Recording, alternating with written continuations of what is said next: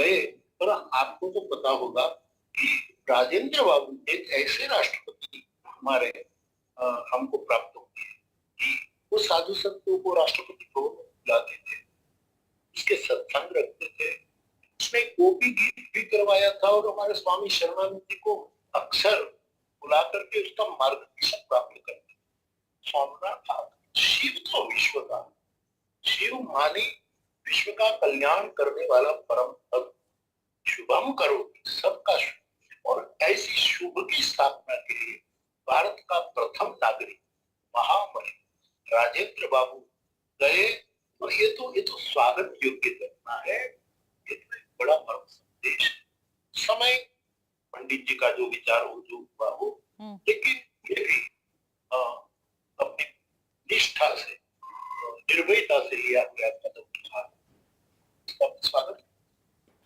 बापू, प्रधानमंत्री हमारे आज नरेंद्र मोदी जी आपके पास ब्रिटेन के प्राइम मिनिस्टर आए, आपसे जय सिया राम कहा मैं हिंदू हूँ, ये भी कहा कि मैं पूजा आरती करता हूँ, लोगों को खाना खिलाता हूँ अपने कजन्स के साथ में, उस वक्त जब मैं स्टूडेंट था तो ये सब कुछ करता था, सब सारी बातें उन्होंने अच्छे से बताई। हमारे प्रधानमंत्री नरेंद्र मोदी जी केदारनाथ जाते हैं या अयोध्या जाते हैं या वाराणसी जाते हैं, पूजा अर्चना करते हैं, बड़ी आलोचना होती है, बड़ी निंदा होती है। आप इस चीज को कैसे देखते हैं? क्या ये ठीक है, ये गलत है? जाना चाहिए, क्यों ना जाए? प्रधानमंत्री है तो क्या वो इंसान मिट गए? क्या उसका धर्म स्वभाव मिट गया? वो जाए मंदिरों में दर्शन, आज तो सब जाने लगे बहन जी, आप जाने सब मंदिरों। लेकिन मैं कभी कभी विनोद में भी कहता हूँ कि हमारे हनुमान जी लंका में गए तो हर एक मंदिर में गए, और हनुमान जी को पूछा गया मंदिर मंदिर पते करी सोधा, ऐसा मानस में लिखा, तो हर मंदिर में हनुमान जी गए। कोई मुझे पूछता है कि हनुमान जी भी मंदिर मंदिर गए थे, आज के कुछ लोग भी जब अवसर आता है तो मंदिर मंदिर जाते हैं, हम सुनते हैं अखबार से। मैं इतना ही कहता हूँ कि हनुमान जी सीता की खोज के लिए गए थे मंदिर, आज लोग सत्ता की खोज के लिए जा रहे हैं, उसमें परिवर्तन। राइट बापू, आखिरी में आप दुनिया भर में राम कथा सुनाते हैं, रामायण की कहानी सबको बताते हैं। हमारे हिंदू धर्म में भगवान राम से ज्यादा आदर्श तो कोई और है ही नहीं, इसीलिए मेरा ये सवाल आपसे बापू कि आज के जमाने में आप किसको सबसे आदर्श नेता मानते हैं? अब ये सबकी अपनी अपनी क्षमता होती है, सब अपनी अपनी क्षमता के लिए, मैं तो ये कहूँ राजनीति में रहे लोग जो अपना काम करते हैं अपने राष्ट्र प्रगति की स्थापना, मैं राजनीति काल भी नहीं हूँ, राष्ट्र प्रगति काल, भारत के नागरिक के नाते, एक मतदार के नाते भी मैं ये चाहता हूँ कि राष्ट्र भक्ति प्रथा, राष्ट्र देवो भव, ये हमारी प्रथा, कोई भी हो, ये प्रधान। आप नेता का नाम नहीं लेना चाहते बापू, मैं आपको भारत में नहीं रोक रही हूँ, आप तो दुनिया भर जाते हैं, आप कोई भी वर्ल्ड लीडर, आप तो कितने लोगों को मिलते, कोई भी राष्ट्रपति, कोई भी प्रधानमंत्री अक्रॉस द वर्ल्ड, कोई भी आपको लगा कि एक आदर्श राजनेता है ये?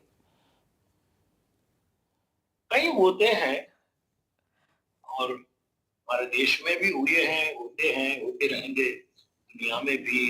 देखो अब्राहम लिंकन जैसा राजनेता कैसे भूल सकते हैं? और हर जगह शुभ तत्व तो बहुत बड़ा है, बस अब विश्व की ये स्थिति है, इसमें शुभ तत्व ज्यादा से ज्यादा उजागर हो, ऐसी हनुमान जी के चरणों में प्रार्थना करता हुआ आपके दर्शकों के लिए मेरी बहुत बहुत शुभकामना। आपसे बात करके बड़ी प्रसन्नता हुई। दीदी जरूर आप गुजरात आइए, तब हमारे गांव भी आइएगा, हमें बहुत अच्छा लगेगा। सबको प्रणाम, जय Shri Ram.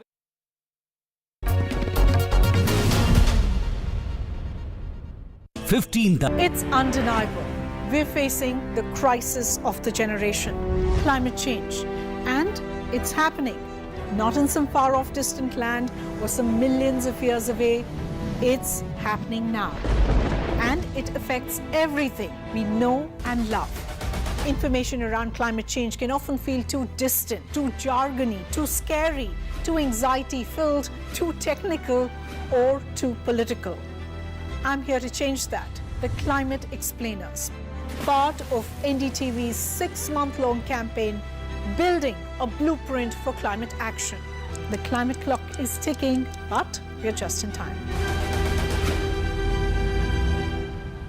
The NDTV News Network that informs inspires and illuminates. Watch every side of the story here on NDTV. because the only side we're on is yours.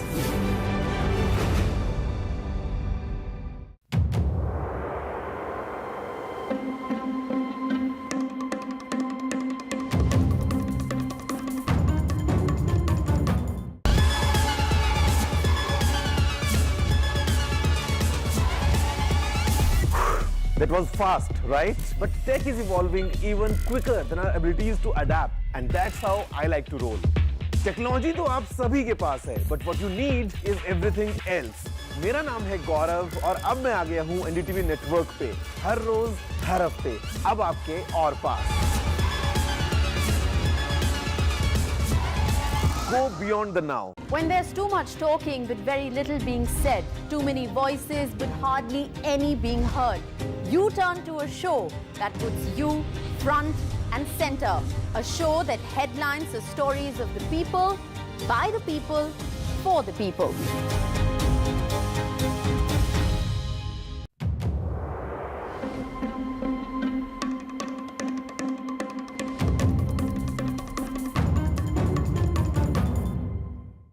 From breaking news to in-depth analysis, Covering the latest developments across politics, business and technology. bringing you stories that shape our nation and the world.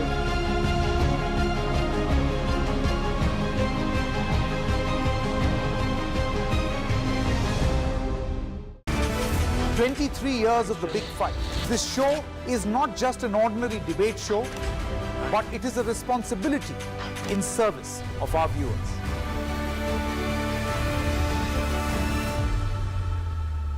NDTV for news you can trust. No sensationalism, no ugly debates, no agenda.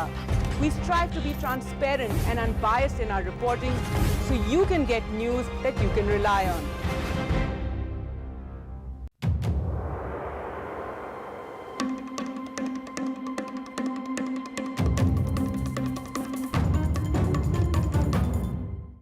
In a world filled with noise, we bring you news that you can rely on with accuracy and integrity, because at NDTV, trust is everything.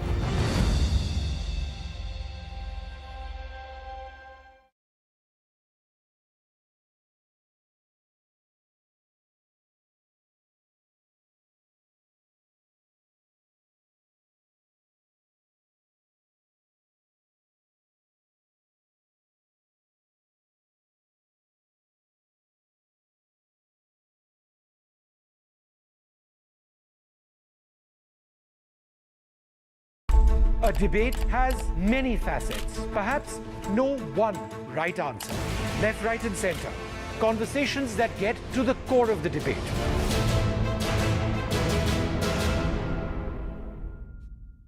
This Independence Day, watch Jai Jawan with me, Kiara Advani, only on NDTV.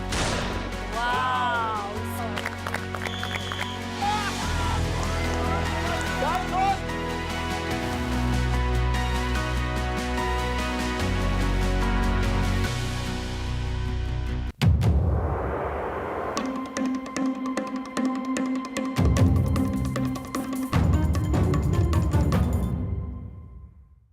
We have a surprise for you. We're going to ask a bunch of you some special questions, and every correct answer is going to reveal what our surprise is. I don't know. Satya Nadella? Jeff Bezos. Bill Gates, probably. Nehru Place. Saket. Saket. Mumbai?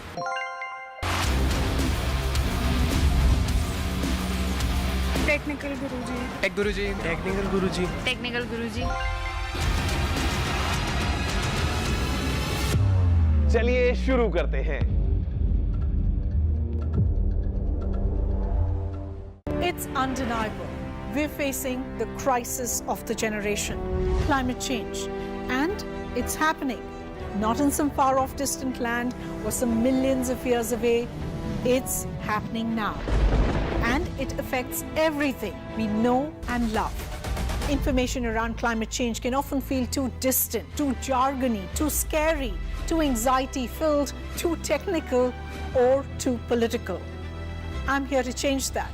The Climate Explainers, part of NDTV's 6-month-long campaign, building a blueprint for climate action. The climate clock is ticking, but we're just in time. The NDTV News Network that informs inspires and illuminates. Watch every side of the story here on NDTV. because the only side we're on is yours.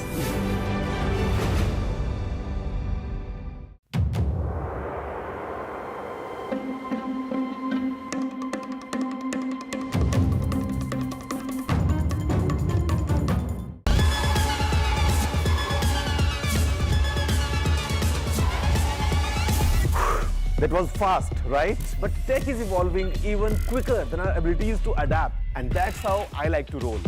Technology तो आप सभी के पास है, but what you need is everything else. मेरा नाम है गौरव और अब मैं आ गया हूँ NDTV नेटवर्क पे हर रोज हर हफ्ते अब आपके और पास. Go beyond the now. When there's too much talking but very little being said, too many voices but hardly any being heard, you turn to a show that puts you front and center. A show that headlines the stories of the people, by the people, for the people.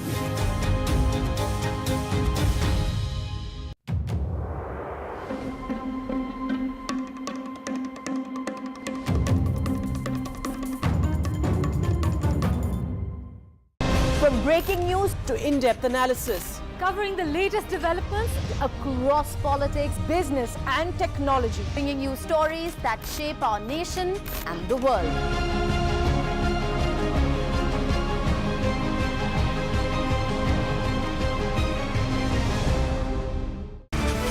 "23 years of the big fight." This show is not just an ordinary debate show, but it is a responsibility in service of our viewers.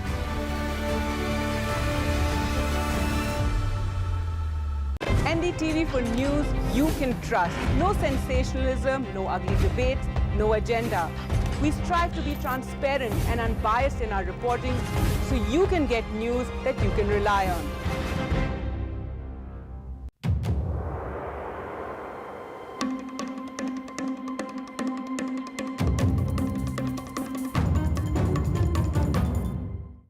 In a world filled with noise, we bring you news that you can rely on with accuracy and integrity, because at NDTV, trust is everything.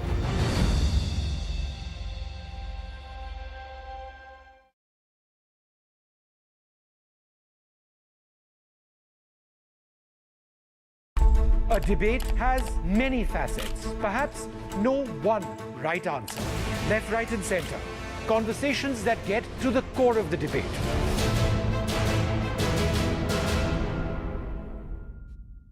This Independence Day, watch Jai Jawan with me, Kiara Advani, only on NDTV. Wow.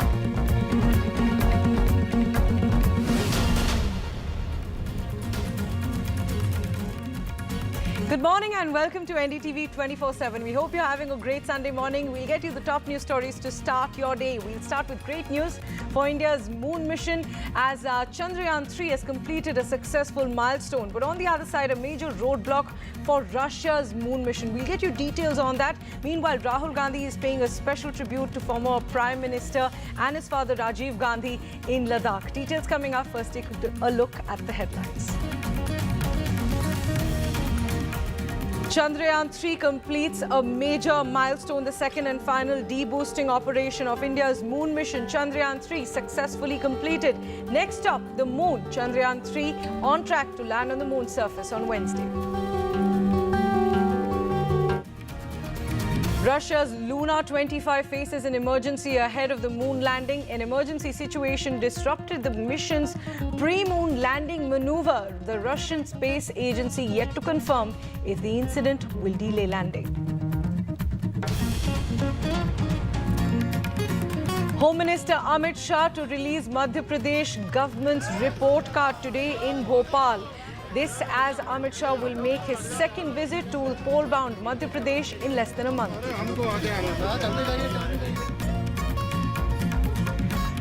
Congress leader Rahul Gandhi pays a tribute to former Prime Minister and his father Rajiv Gandhi from the banks of Pangong Tso Lake in Ladakh. Tribute to the ex-Prime Minister on his 79th birth anniversary. A massive AIADMK show of strength in Madurai. EPS's first mega event after becoming AIADMK chief at OPS's stronghold after expelling him from the party last year.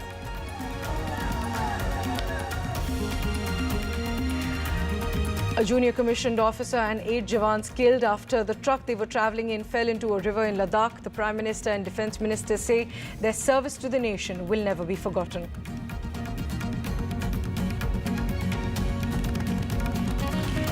And child marriage is on the rise in Maharashtra. From January to July, the police stopped 160 child marriages. NDTV gets you a special ground report showing how sugarcane farmers in Maharashtra's Beed are marrying off their little kids.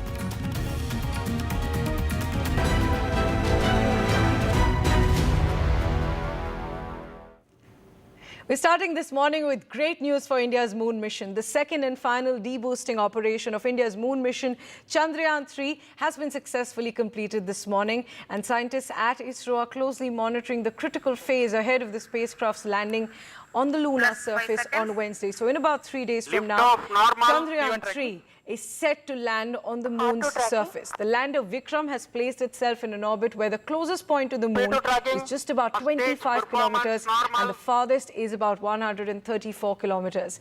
It is from this orbit that it will try a soft landing in the unexplored south polar region of the moon on Wednesday. That's what the Indian Space Research Organization has said. Those are visuals that we are showing you of the moon as captured by Chandrayaan-3 that is set to make a landing in just about 3 days from now. And these are the last images that were put out by ISRO showing the moon captured by Chandrayaan-3, and ISRO also tweeted that the second and final de-boosting operation has been successfully completed for the in the orbit, and the module would undergo internal checks and await the sunrise at the designated landing site. And this is a major milestone for India's moon mission and for Chandrayaan-3, as it is going to make a landing on the surface of the moon in about 3 days from now. And to help us understand the significance of this, we have a senior science journalist, Mr. Pallav Bagla, now joining us live on the broadcast. Mr. Bagla, thanks very much for joining us this morning. Great to start this Sunday with great news for India's moon mission. Tell us about what this milestone means. And this is exactly the point that ISRO wanted the Vikram lander to be at 3 days before the landing. So everything going perfectly in line with the plan. Absolutely. What a brilliant morning news this has been. We have woken up to the fact that the Vikram lander is closest to the lunar surface as it can be before the celestial rendezvous with the moon surface. Right now, the Vikram lander is being tested as we talk about it. And finally, on August 23rd at 5:45 p.m., the landing or the soft landing is expected to take place on the lunar surface. See, Chandrayaan-3 is India's third outing to the moon, and everything in this long marathon, which started on July 14, 2023, has gone off as per plan.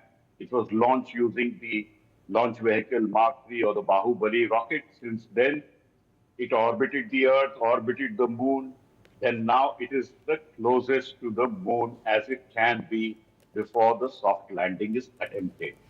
The soft landing is a very tricky operation, And the Indian Space Research Organization has prepared very hard, done hundreds of simulation tests on Earth, and they are trying to make sure that this time India tastes success and goes closer to the south pole of the moon for its landing. That is an area which is like having a gold rush because everybody wants to explore the unexplored south polar region. And that is what India is targeting. So far, Chandrayaan-3, which is now in two parts. One is the propulsion module, which continues to orbit around the moon, continues to do its job, and the Vikram lander, which is now in an elliptical orbit around the moon. And we also have a third satellite around the moon, which is the orbiter of Chandrayaan-2. So right now, it's the Vikram lander, which is talking to the orbiter of Chandrayaan-2, and then it is being conveyed to Bangalore. So it's a relay race, and this relay race, in a way, started long ago on July 14th, and so far, so good. Everything looks normal, and the Vikram lander is expected to touch down on the lunar surface on August 23rd, and it would be a wonderful day for India, and 1.4 billion Indians will rise up and have a great rejoicement when India's flag reaches the moon.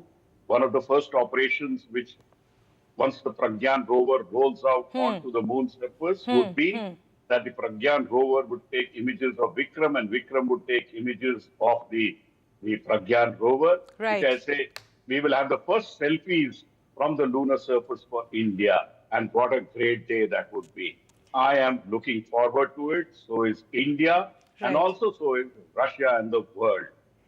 Absolutely, Mr. Bagla. We're all counting down to Wednesday, the evening, 5 p.m., as you mentioned. And Mr. Bagla, it was also a race between India and Russia, because Russia was planning to make a soft landing for Luna 25 on the surface of the moon. And both India and Russia were eyeing to be the first country to make a soft landing on the south pole of the moon. But there has been a roadblock for Russia's moon mission, for Luna 25. The Russian state media has reported that there's been sort of an emergency. So could that impact the landing, because it was scheduled to be before India's, but is that supposed to change with what's happening currently? Yes, it seems Luna 25, which is Russia's lunar satellite, and remember, Russia sent this off to the moon almost 47 years after it had sent a probe to the moon. So it has encountered an emergency. That is what the Russian Space Agency has said. They haven't said anything further except for saying that there was an emergency. Yes, Russia was planning to have a soft landing near the south pole of the moon between 21st and 23rd of August. And to many people, it seemed like a race between Russia and India. I have always maintained that this is not really a race between a guru and a chela. Russia has always been a pioneer in space technology. India has learned a lot. And together, the world would greatly benefit if both countries can soft land near the south pole of the moon. So you will have double amount of data available from a region which is unexplored. So right now, yes, there is an emergency on the Luna 25, but I don't think it has been, or we do not know whether it has been written off or they will attempt a soft landing. But Russia is an agency which has tremendous experience of making satellites and rockets. So I'm sure the engineers would be working hard to make sure that they can attempt. And they need not attempt a 21st to 23rd soft landing. They can attempt a soft landing after that also, after fixing whatever the problem is. Right. But India will certainly attempt its soft landing on the 23rd of August 2023 at 5:45 p.m. And if India does that, it will become the fourth country to have a soft landing on the moon.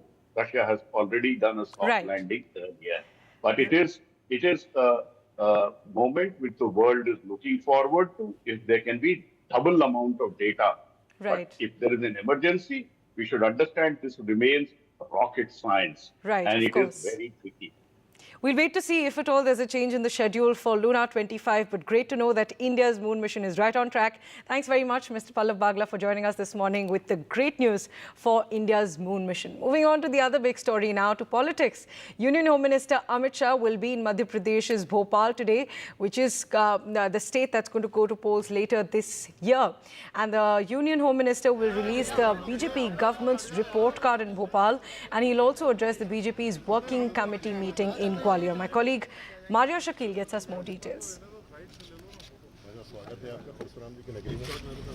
The state of Madhya Pradesh, among all the states that are going to polls later this year, is perhaps the most tricky one for the BJP, because the party realizes that they have been in power since 2003, only that brief period which was interrupted with Mr. Kamal Nath's government for 15 months post 2018 elections. So they understand that there is a fatigue factor against the current Chief Minister, Shivraj Singh Chauhan, and that is the reason why there is that extra push or an extra effort that is being made by the BJP, and that is the reason why Home Minister Amit Shah is going to be arriving in Bhopal first, where he will be unveiling the report card of the current Chief Minister, and thereafter heading to Gwalior, where he will be interacting with the office bearers, also realizing fully well that if the BJP were to do well in Gwalior and Chambal region, then perhaps it could be a different story. Because, you know, what's interesting is also that for the first time in 57 years,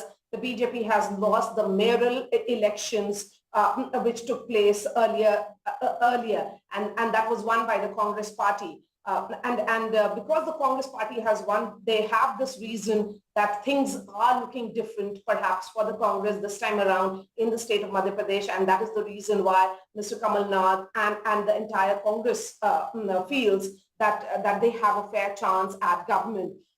You know, that allegation or the same playbook that the Congress had in Karnataka in many ways is being repeated also in the state of Madhya Pradesh. We have the same organizational push as well, be it Randeep Surjewala, who was in charge of Karnataka, is now in charge of the state of Madhya Pradesh as well for the Congress party. The same playbook in terms of guarantees being made by Mr. Kamal Nath in the run-up to elections. The BJP, you know, understanding that there are challenges, and that is the reason why we have seen only recently in that 230-member assembly, the BJP has gone ahead in what has been a departure from the past for them and announced 36 candidates. These are the seats largely that the BJP lost last time around. And Home Minister Amit Shah being on ground will certainly give that fillip to the BJP campaign, which we see that it's all about all hands on deck, and they realize that the state of Madhya Pradesh is very, very important for them. And now to extremely unfortunate news. A junior commissioned officer and 8 Jawans were killed after the truck that they were travelling in skidded off the road and fell into a river in Ladakh. The accident happened in Kiari, which is about 150 kilometers away from Leh, and it happened at 4:45 p.m. yesterday. That's what the officials there have said. The officials have also said that one more Jawan is undergoing treatment and his condition is said to be critical. The Prime Minister, Home Minister and the Defence Minister all put out their condolences. The Prime Minister, in a post on X, gave his condolences to the bereaved families. He said, "I'm pained by the mishap near Leh in which we have lost personnel of the Indian Army.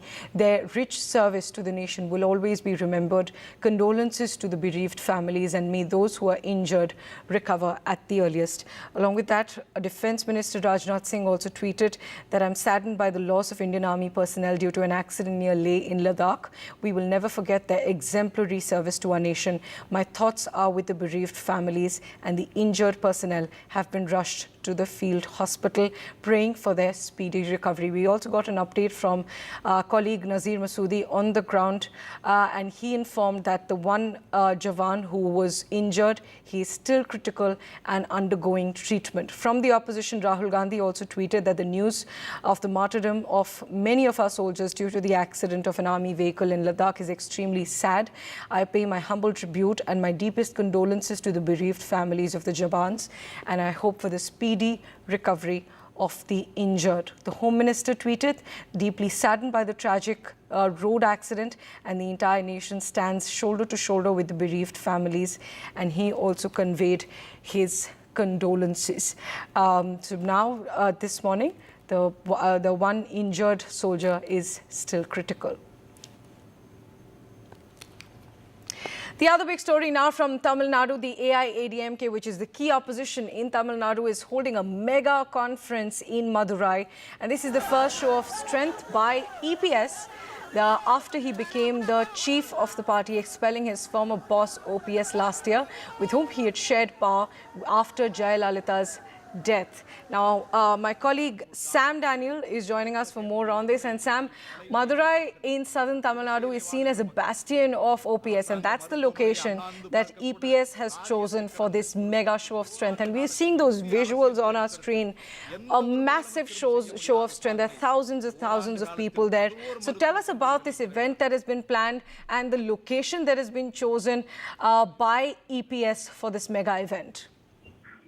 Priyanshu, this is the first show of strength by EPS after he became the party chief after the election commission and even the court declared him to be the newly elected leader after expelling his political rival and with who he had shared power after Jayalalitha's death, O. Paneerselvam. The location itself is very interesting because EPS belongs to the Gounder community who are very strong in the western part of Tamil Nadu. But he has chosen to hold this show of strength in the stronghold of O. Paneerselvam, down south in Tamil Nadu, in the political capital of the state, Madurai, to showcase that he enjoys grassroots workers' support, not just on his home turf, but also across Tamil Nadu, particularly in southern belt, where OPS is believed to be having an advantage. And this is politically significant because this comes ahead of the 2024 Lok Sabha elections. And ever since Jayalalitha died, ever since the AIADMK had a dual leadership, power sharing between OPS and EPS, the party was in alliance with the BJP and they had lost 3 consecutive elections, beginning from the last Lok Sabha election, then the assembly election, then a series of by-elections, and as recent as the assembly by-poll to Erode West and also the local body elections. And this is also an attempt to rejuvenate the party, to consolidate the party's presence in the state, and also a strong signal to the BJP, which is also trying to expand its footprint in Tamil Nadu. And this comes at a time when BJP state chief Annamalai is on a Padayatra to all the constituencies in the state, and he is trying to showcase that the BJP has grown in strength in Tamil Nadu. But through this mega show of strength, EPS clearly sending signals that that is no match for the AIADMK support base in Tamil Nadu. And in a sense that he is the boss who's totally under control. He's trying to sweep elections in the 2024 elections, and that's something, kind of an acid test for his single leadership now at the state level. Sam Daniel, thanks very much for joining us with those details. An absolutely massive show of strength by the BJP ally AIADMK in Tamil Nadu. Time for a short break now. More news coming up on the other side. Stay tuned.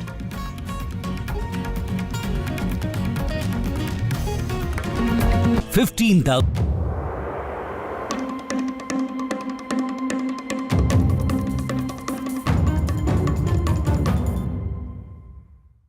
We have a surprise for you. We're going to ask a bunch of you some special questions, and every correct answer is going to reveal what our surprise is. I don't know. Satya Nadella? Jeff Bezos. Bill Gates, probably. Nehru Place. Saket. Saket. Mumbai.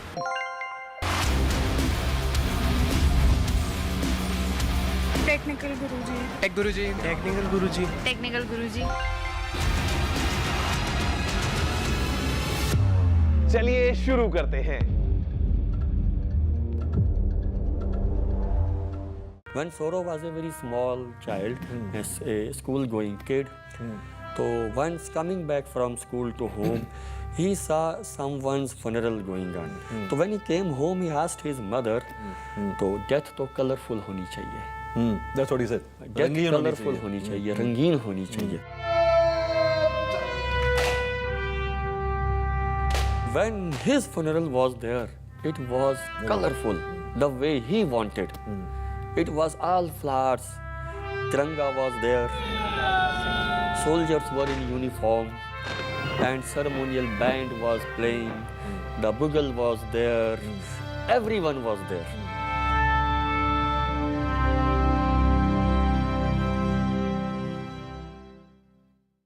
It's undeniable. We're facing the crisis of the generation, climate change. And it's happening. Not in some far-off distant land or some millions of years away. It's happening now. And it affects everything we know and love. Information around climate change can often feel too distant, too jargony, too scary, too anxiety-filled, too technical, or too political. I'm here to change that. The Climate Explainers, part of NDTV's 6-month-long campaign, building a blueprint for climate action. The climate clock is ticking, but we're just in time. The NDTV News Network that informs, inspires, and illuminates. Watch every side of the story here on NDTV, because the only side we're on is yours.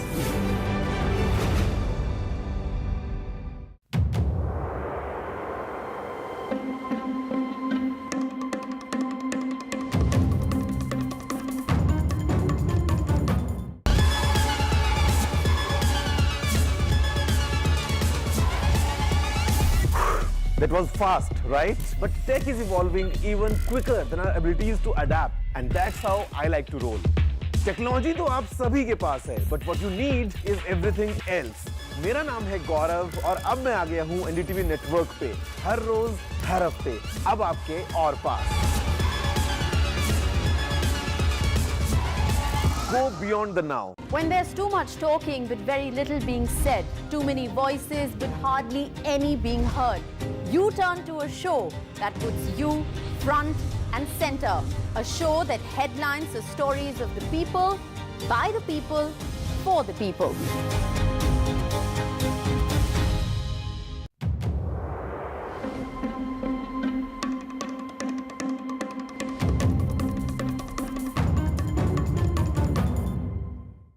From breaking news to in-depth analysis, covering the latest developments across politics, business, and technology, bringing you stories that shape our nation and the world.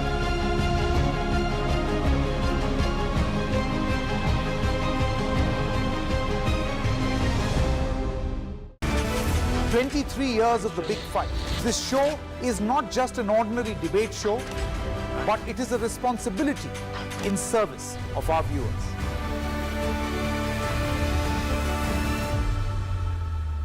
NDTV for news you can trust. No sensationalism, no ugly debates, no agenda. We strive to be transparent and unbiased in our reporting so you can get news that you can rely on.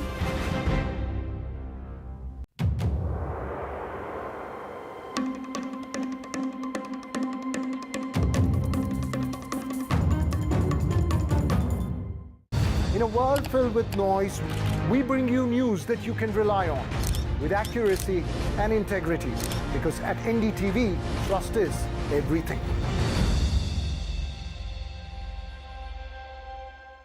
When Saurav was a very small child, a school-going kid, so once coming back from school to home, he saw someone's funeral going on.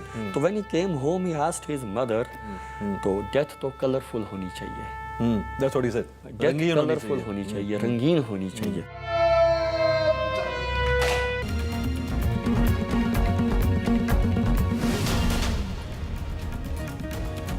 Welcome back. Now, it's former Prime Minister Rajiv Gandhi's 79th birth anniversary today, and Congress leader Rahul Gandhi paid a tribute to his father and the former Prime Minister on his 79th birth anniversary from the banks of Pangong Lake in Ladakh this morning. Rahul Gandhi yesterday embarked on a bike ride to Pangong Lake in Ladakh. He started his ride yesterday on Saturday, and he shared pictures through his official Instagram handle showing the Congress leader seen riding a KTM 390 adventure as other riders also followed him, and today morning he paid tribute to his father.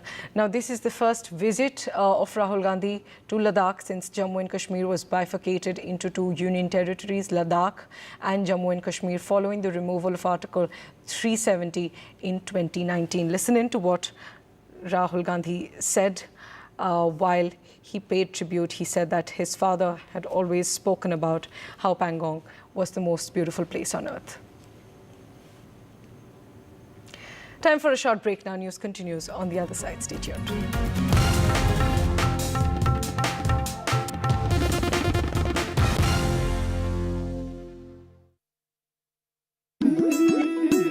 A debate has many facets, perhaps no one right answer. Left, right, and center. Conversations that get to the core of the debate.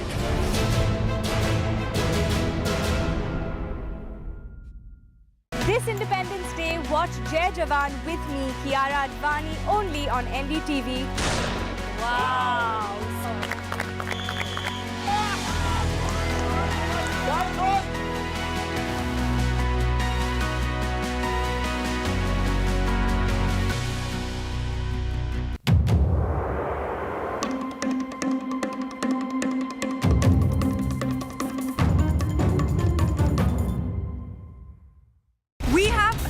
For you. We're going to ask a bunch of you some special questions, and every correct answer is going to reveal what our surprise is. I don't know. Satya Jeff Bezos. Bill Gates, probably. Nadu place. Saket. Saket. Mumbai.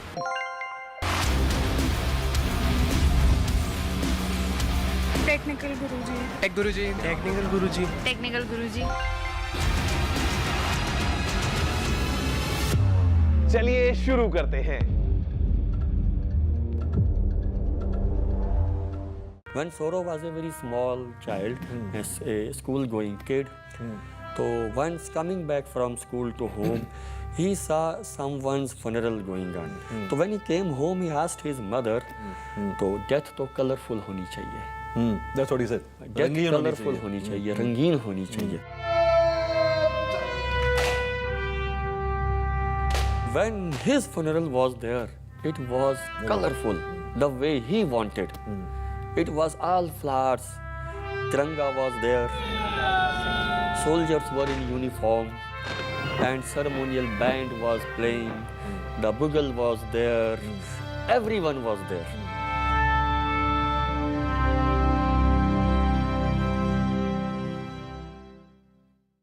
It's undeniable. We're facing the crisis of the generation, climate change. And it's happening. Not in some far-off distant land or some millions of years away. It's happening now.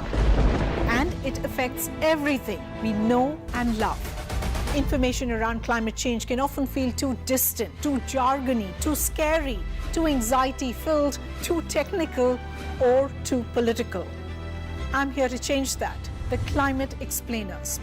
Part of NDTV's 6-month-long campaign, Building a Blueprint for Climate Action. The climate clock is ticking, but we're just in time. The NDTV News Network that informs, inspires, and illuminates. Watch every side of the story here on NDTV, because the only side we're on is yours.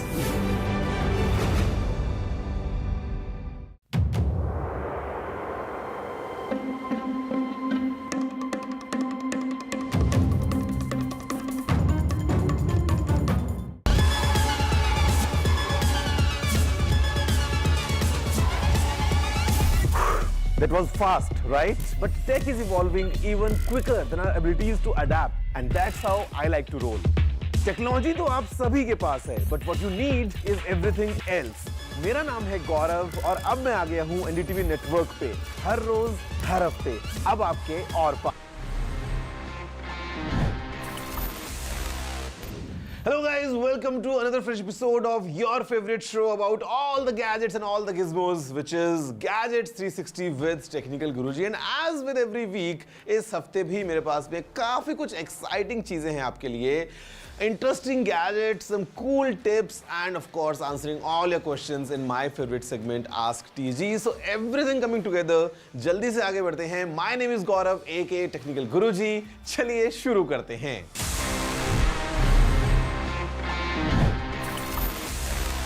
So now starting with the standard ritual, सबसे पहले सुन लेते हैं कि क्या हुआ, क्या-क्या नए updates in the field of gadgets with our news of the week.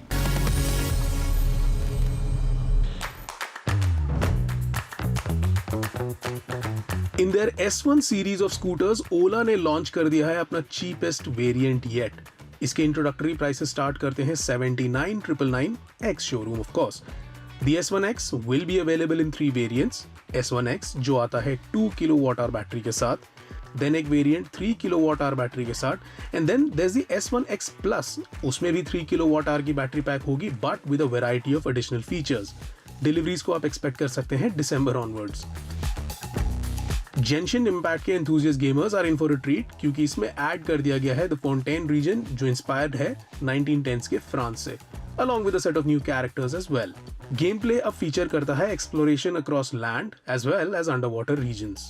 Activision is coming up with Modern Warfare 3 जिसका रिवील इवेंट था 17th of August को on Modern Warfare Warzone.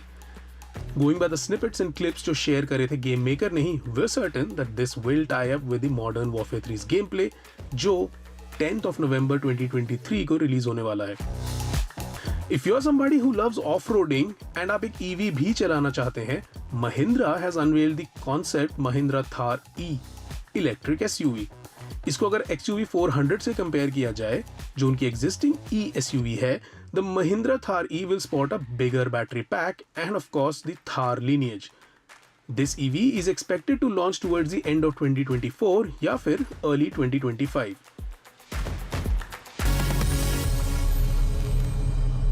Guys, for the top story of the week, what we have with us is Sony's all-new party speaker, Sony SRS XV800. Now, Sony को sound के बारे में देखो सब कुछ पता है, but I think प्रोडक्ट नाम जो है वो थोड़ा सा easy हो सकता है because at times it gets very difficult. मैंने बड़ी मुश्किल से याद किया है the all new Sony XRS XV800. Yes, exactly, that's the name. It's the all new party speaker from Sony. काफी बड़ा सा है, 18.5 किलो का उसका वजन है. I mean, मैं उसको स्टूडियो में से लेके नहीं आया because it won't fit in here because you know it's all about party, it's all about entertainment. आप पूल साइड पार्टी कर सकते हैं, आप उसको अपने टीवी के साथ में कनेक्ट कर सकते हैं. I mean, the best part is this is a portable speaker. You know, it has a battery backup of around 25 hours.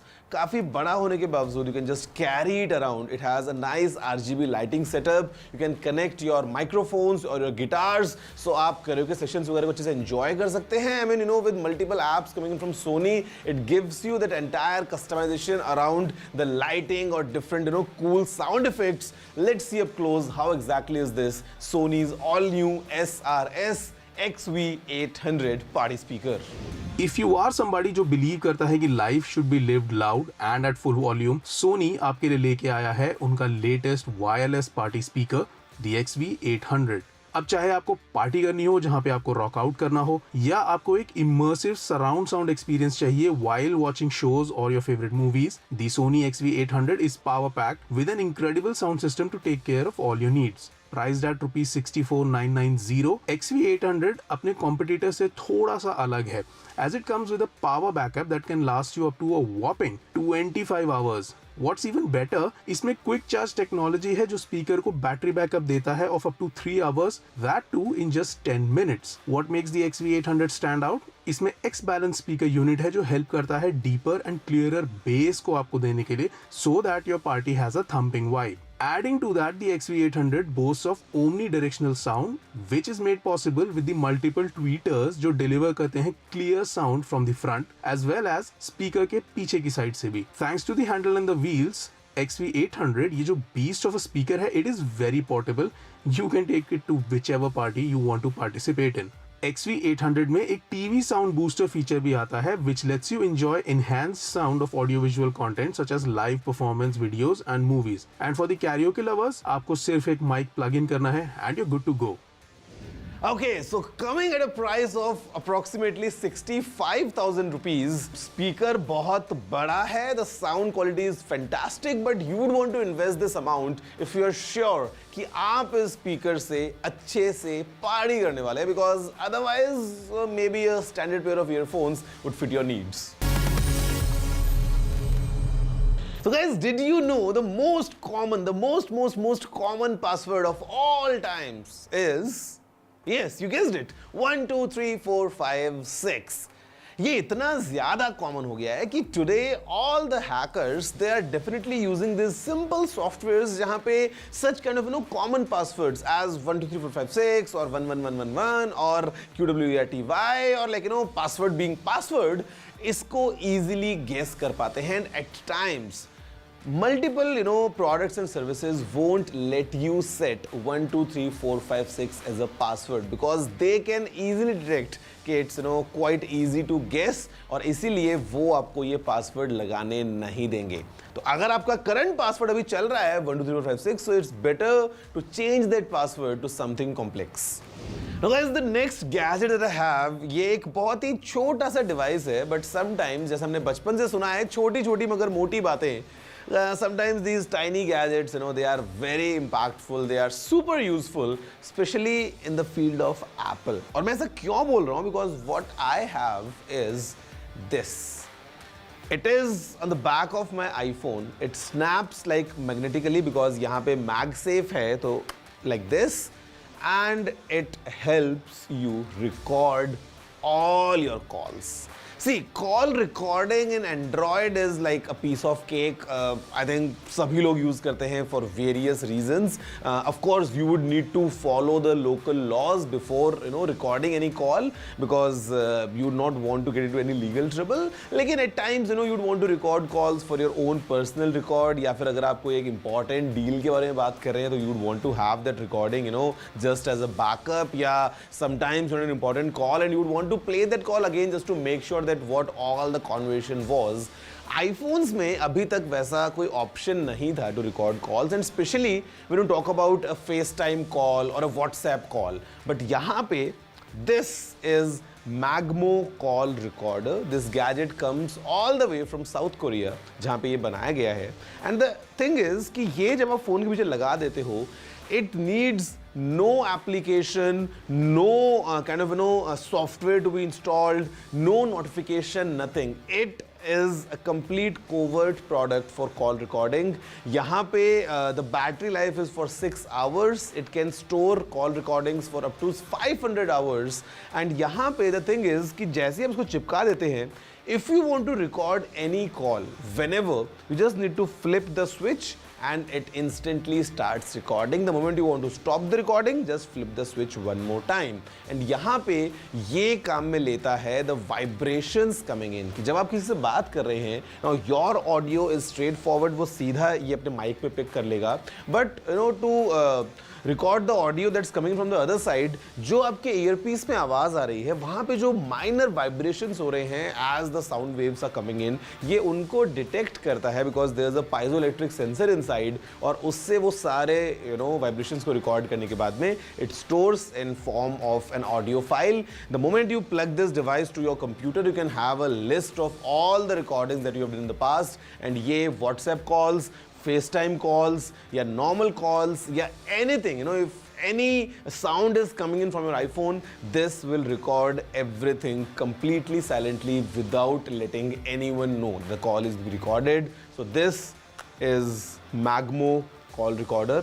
थोड़ा सा इसको ध्यान से देखो एंड मैं आपसे उसके बाद बात करूंगा. iPhone यूजर्स अब फाइनली अपनी FaceTime एंड WhatsApp कॉल्स भी रिकॉर्ड कर सकते हैं thanks to the all new Magmo call recorder. There are absolutely no hassles and pairing troubles. आपको सिर्फ इसको अपने डिवाइस के पीछे स्नैप करना है जैसे कि आप एक वायरलेस पावर बैंक को करते. Simply slide the button up when you need to record a call. That is it. Magmo immediately starts recording without any hassles. And when you're finished, slide the button down and the recording stops. Magmo Call Recorder एक 32 GB inbuilt memory के साथ आता है जो आपको record करने देती है up to 500 hours and 6 hours on one full charge. You can buy the Magmo Call Recorder for just $8,999 from Amazon. Guys, I'm sure आप सभी Android users जो हैं वो सोच रहे होंगे what's the need of this kind of a device to be attached to your phone for basic call recording because ये काम तो आप सब एक क्लिक में कर लेते हैं. But the advantage of this product is कि ये normal calls के अलावा WhatsApp and FaceTime या किसी भी कॉल को फिर चाहे वो Zoom कॉल हो या Skype पे हो रिकॉर्ड करने में हेल्प करता है. वैसे मैं भी आपकी हेल्प करने वाला हूँ. I'll tell you a nice tech tip and also answer your questions जो आपने पूछे थे segment ask TG. Everything coming your way but right after this short break.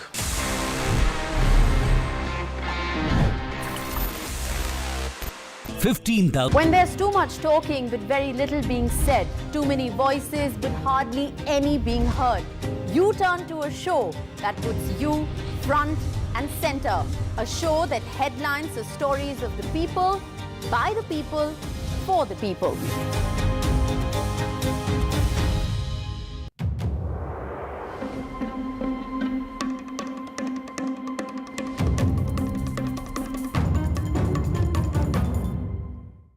From breaking news to in-depth analysis, Covering the latest developments across politics, business and technology, bringing you stories that shape our nation and the world.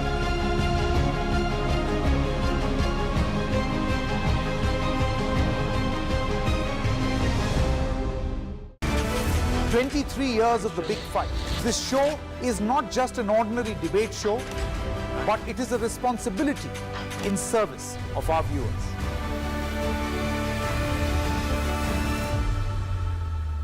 NDTV for news you can trust. No sensationalism, no ugly debates, no agenda.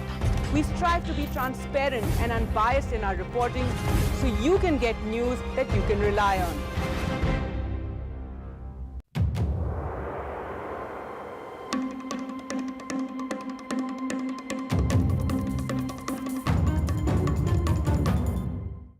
In a world filled with noise, we bring you news that you can rely on with accuracy and integrity, because at NDTV, trust is everything.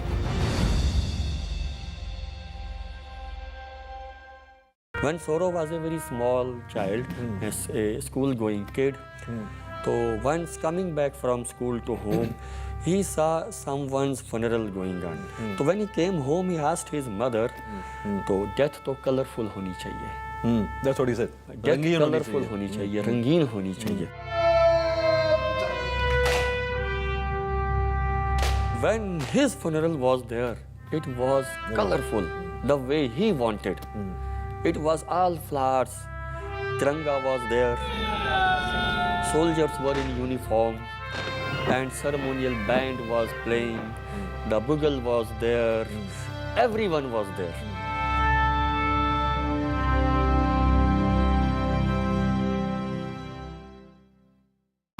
A debate has many facets. Perhaps no one right answer. Left, right, and center.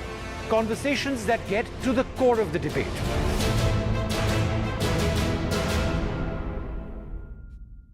This Independence Day, watch Jai Jawan with me, Kiara Advani, only on NDTV.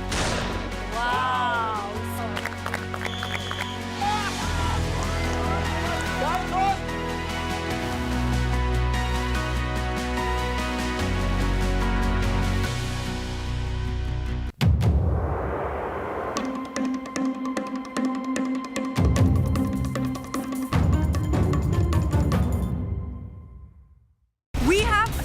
For you. We're going to ask a bunch of you some special questions, and every correct answer is going to reveal what our surprise is. I don't know. Satya Jeff Bezos. Bill Gates probably. Nehru Place. Saket. Saket. Mumbai.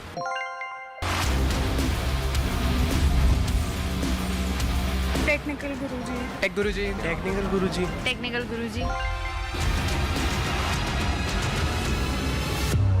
चलिए शुरू करते हैं. When Saurav was a very small child, a school-going kid, so once coming back from school to home, he saw someone's funeral going on. So when he came home, he asked his mother, तो death तो colorful होनी चाहिए. That's what he said. Death colorful होनी चाहिए, रंगीन होनी चाहिए. When his funeral was there, it was colorful, the way he wanted. It was all flowers. Tiranga was there. Soldiers were in uniform. And ceremonial band was playing. The bugle was there.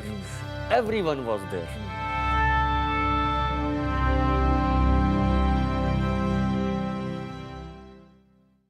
It's undeniable. We're facing the crisis of the generation, climate change, and it's happening, not in some far off distant land or some millions of years away. It's happening now. And it affects everything we know and love. Information around climate change can often feel too distant, too jargony, too scary, too anxiety-filled, too technical, or too political. I'm here to change that. The Climate Explainers, part of NDTV's 6-month-long campaign, building a blueprint for climate action. The climate clock is ticking, but we're just in time. The NDTV News Network that informs, inspires, and illuminates. Watch every side of the story here on NDTV, because the only side we're on is yours.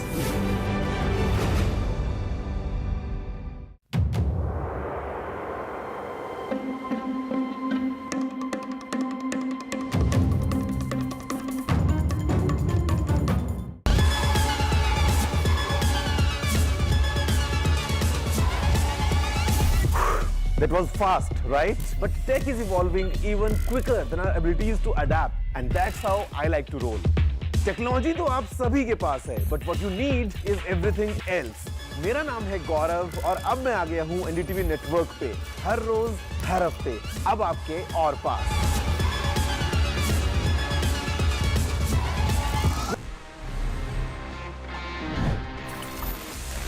Hello everyone, welcome back after the break to Gadgets 360 with Technical Guruji. I mean, ये show, I'm sure it's your favorite. It's keeping all your batteries charged because I'm talking about gadgets. But speaking of batteries, let me give you this nice tech tip.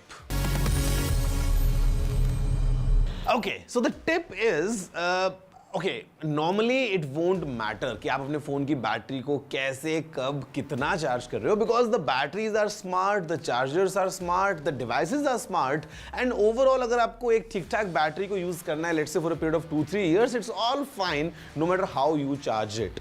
But अगर आपको आपकी battery को एकदम pristine health में रखना है, अगर आपको चाहिए कि वो बैटरी बहुत लंबे समय तक चले तो just follow this tip. Always try keep your battery level between 20 and 80%. 80% के beyond बैटरी को चार्ज मत करो and 20% के नीचे उस बैटरी को मत जाने दो. If you try keeping your battery in between this 20 and 80%, you would get the best battery health and I'm sure कि आपकी बैटरी काफी लंबी चलेगी. हो सकता है आपका गैजेट खराब हो जाए but बैटरी खराब नहीं होगी. Okay, so guys, time now for me to answer your questions जो आपने पूछे थे, in our segment Ask TG, and this is one of my personal favorites जहाँ पे, I talk to you directly and try answering your queries. And this week भी we have some amazing questions. Let's see क्या है वो questions. Hi, Technical Guruji. My question for you is, which is the most safest social media platform according to you? Okay, I'll answer this short and crisp. Platforms तो बहुत सारे हैं. The level of security at times kind of varies, but it's in your benefit कि जो आपके actions हैं, the way you use या the way you trust these platforms, वहाँ पे एक question mark आप लगा सकते हो and you need to be accountable for your actions, keeping your password secure, making sure that आप जैसे भी किसी भी platform को app को use कर रहे हो, आप अपनी तरफ से kind of you putting in a full doubt that let's say this app or platform is not at all secure, तब आप उसको कैसे use करोगे? If you start using it that way, I think that would ensure that your data is protected because you need to act, from your end to begin with. Hello, Technical Guruji. Harshita Mishra this side. My question to you is, do modern appliances like TV and computer draw power even after turning them off? And do we need to unplug them after each use? Rarely, to be honest, because the power draw is minimal, very, very, very minimal draw of power. You talk about modern TVs, modern speakers, the modern chargers that we have. अगर आप use नहीं कर रहे हो, if you are not actively using these devices and they are just, they're plugged in and that's it, the power draw is like negligible. तो आप बार-बार अगर इस hassle को झेल सकते हैं कि आप उनको बार-बार plug unplug करें तो it's completely up to you. But normal case में power draw बहुत कम है, which is like almost as good as zero. What are the must-have gadgets for remote work or online learning? Okay, so to begin with, you'd want to have a good laptop or a good tablet because आपको एक बड़ा screen चाहिए होगा to do some remote work and learning, let's say.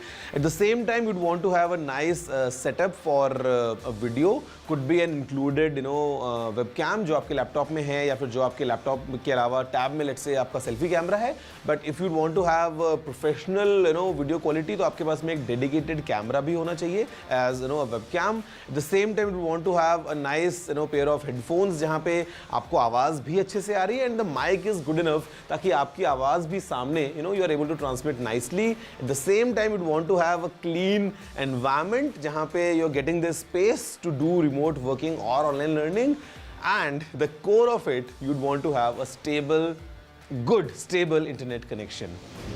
Hello Technical Guruji, my name is Divya. I wanted to ask that how does noise cancellation headphones work and which one according to you gives the best sound quality? See, the simple concept about noise cancellation. Around you, let's say आपने एक headphone पहना है and उसमें you are playing your music, तो आप अपना गाना सुन रहे हैं. But if around you there's different disturbances कि अगर आप let's say एक flight में हैं तो वहाँ पे जो constant engine की आवाज़ है जो एक चलता है. So the thing is that there are microphones on the outside of these headphones या earphones जो कि kind of they pick up the outside noise and they process that noise in a way that it gets cancelled because they know the pattern, and inside the inner speakers they play a complete opposite of what's on the outside. So technically it gets cancelled and आपको जो अंदर आवाज़ मिलती है it's completely free of any noise.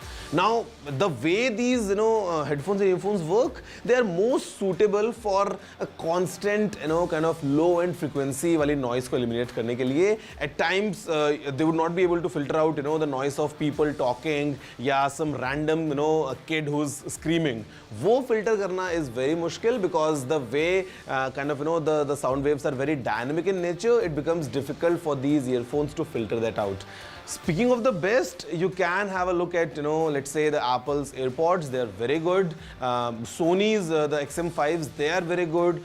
Bose is doing a good job. So, I mean, different brands, different products, different price ranges, depending on what exactly do you need, you can make your pick. So guys, that's all for this week's Gadgets 360 with Technical Guruji. And I mean, हर बार की तरह this week as well, I had so much for you. एक बड़े से party speaker के बारे में मैंने बात करी. At the same time, I had this, tiny gadget for all the iPhone users जिनको call record करनी होती हैं. Next week as well, I have got complete planning done. मैं आपके लिए लेके आने वाला हूँ एक बहुत ही interesting, amazing episode. In the meantime, if you have any questions, any queries, कोई भी आपका feedback है, कोई भी आपका message है, drop in everything to my email. You know what it is. It's tg@ndtv.com. मैं आपसे मिलता हूँ सीधा next week एक नए exciting episode के साथ में. That's all for now. Have a good day.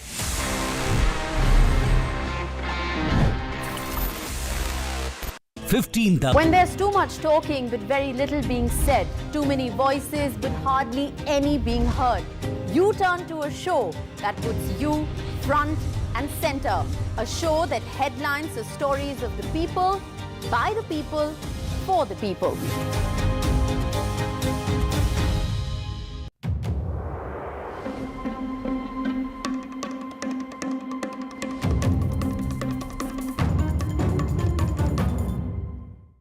From breaking news to in-depth analysis, covering the latest developments across politics, business and technology, bringing you stories that shape our nation and the world.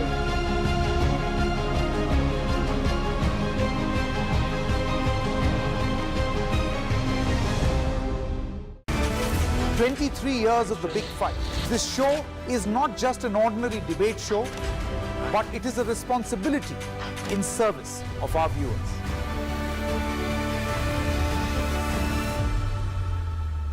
NDTV for news you can trust. No sensationalism, no ugly debates, no agenda.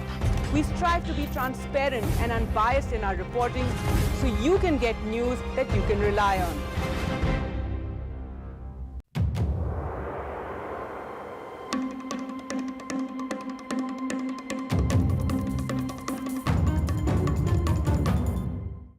In a world filled with noise, we bring you news that you can rely on with accuracy and integrity.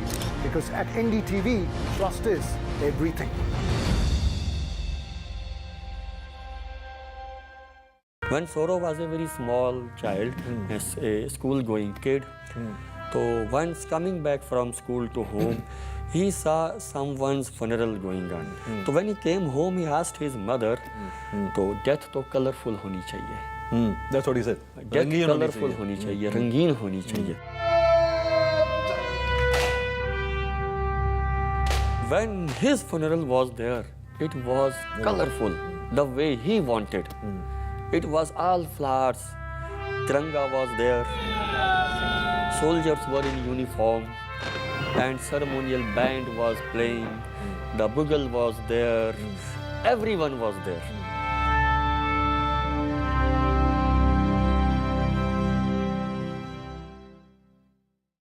A debate has many facets. Perhaps no one right answer.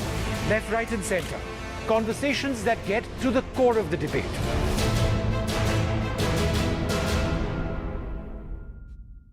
This Independence Day, watch Jai Jawan with me, Kiara Advani, only on NDTV. Wow!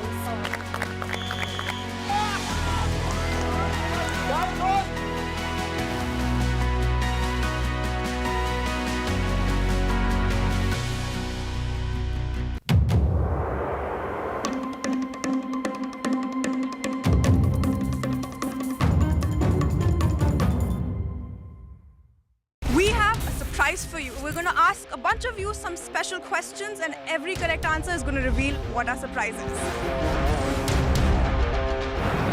I don't know. Satya Jeff Bezos. Bill Gates probably.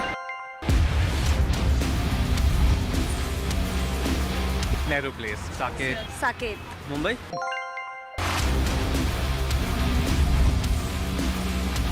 Technical Guruji. Tech Guruji. Technical Guruji. Technical Guruji. चलिए शुरू करते हैं. When Saurav was a very small child, as a school-going kid, so once coming back from school to home, he saw someone's funeral going on. So when he came home, he asked his mother, "तो death तो colorful होनी चाहिए." That's what he said. Death colorful होनी चाहिए, रंगीन होनी चाहिए. When his funeral was there, it was colorful, the way he wanted. It was all flowers. Tiranga was there. Soldiers were in uniform. And ceremonial band was playing. The bugle was there. Everyone was there.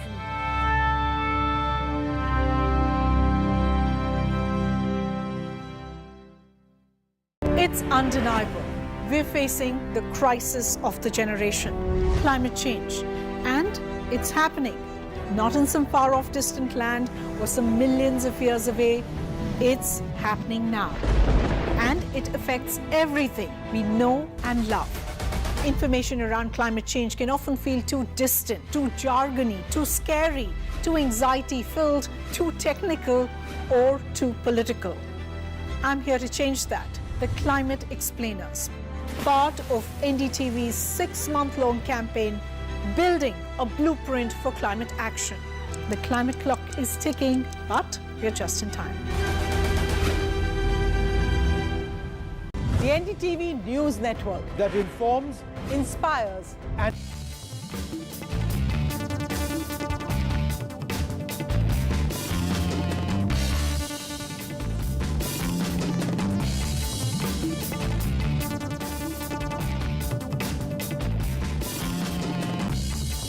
Hello and welcome to The Big Fight, a show that is not 23 years old, but young at 23. Oldest running debate show on Indian news television. I'm Sanket Upadhyay. Now, last week, something very interesting has happened in the world of politics. While all of us are talking about the grand preparation for 2024, we have kind of forgotten that there are extremely crucial 5 state assembly elections also in the year 2023. And as you are aware, politicians never take any election lightly, even if there are municipality elections. So these state assembly elections are still about 4 months away. Dates have not been announced.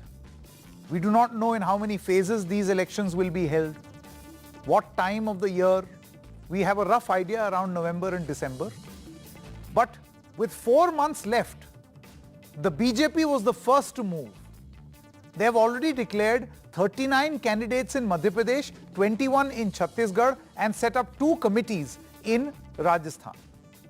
It is interesting to note that of these 2 committees, the tallest leader of the BJP in Rajasthan, Ms. Vasundhara Raje Scindia, is not mentioned. Now make what you want of this. What is the grand meaning of this grand strategy of the Bharatiya Janata Party, the shifting gears? Are these lessons learnt from some mistakes made in Himachal Pradesh and Karnataka? Or is there a better, grander design for the Bharatiya Janata Party which may help them in the long run? Now, will it necessarily help them? That is the big question on the big fight. Is this change in strategy of the BJP going to work in the state assembly elections? We're not concentrating on 2024, but the 2023 elections. Joining us now, first, let me introduce our guests joining us via satellite. We have Mr. Shekhar Iyer, senior journalist. We also have Shipra Mathur, senior journalist, joining us from Jaipur. In the studio with us, Mr. Anurag Verma is a senior journalist. Thank you very much. Sudeep Srivastav is a political analyst, as well as, he tracks Chhattisgarh, Madhya Pradesh and Rajasthan particularly very, very closely. Thank you very much. Mr. Vinod Sharma, political editor of the Hindustan Times. Good to have you in the studio. Aarti Jairath, senior journalist, thank you very much. For a change, we are not discussing only opposition unity. We are talking about something else. Also with us in the studio, Mr. Siddharth Yadav, spokesperson of the BJP, and Anshul Avijit, spokesperson of the Congress Party. Let's begin with what we call is the first punch, 1 minute of uninterrupted time to our panelists to make their opening comments. We'll begin with our guests in the studio, Mr. Yadav. Because this has to do with the BJP, your time begins now. Thank you so much, Sanket, for having me here. I think we are thinking more of what the BJP or our party has been doing with the state polls, because our party takes elections very seriously and we are a very vibrant political organization. We take every election seriously, we take every Karyakarta seriously, and we take the issues in those elections very seriously. In the coming polls this year, for all the important states, be it Chhattisgarh, Rajasthan, Madhya Pradesh, even Telangana, or all the states that are going to polls this year, we are very sure that we have to take the issues of the people in between the people. For where we are in the opposition, it is our duty that we raise the issues of which the people are facing, be it the issues of law and order in Rajasthan or the issues of corruption in Chhattisgarh. Where we have been working for the welfare of people, we are determined that we have to go to people and tell them of our achievements. So if our list has come out, 2 of our lists have come out for Chhattisgarh and for Rajasthan, for Chhattisgarh and for Madhya Pradesh. And those lists, we have rolled out our candidates who are going to be in the people in the entire time before the polls, and subsequent lists are going to come out in the time to begin. Sure. It is, so you're it is giving just yourself a head start, is what I It is just a reflection of a very vibrant, committed political party. Okay. Anshul Avijit. Well, if only it was so easy that elections could be won on the premature declaration of seats. Look, the truth is out there.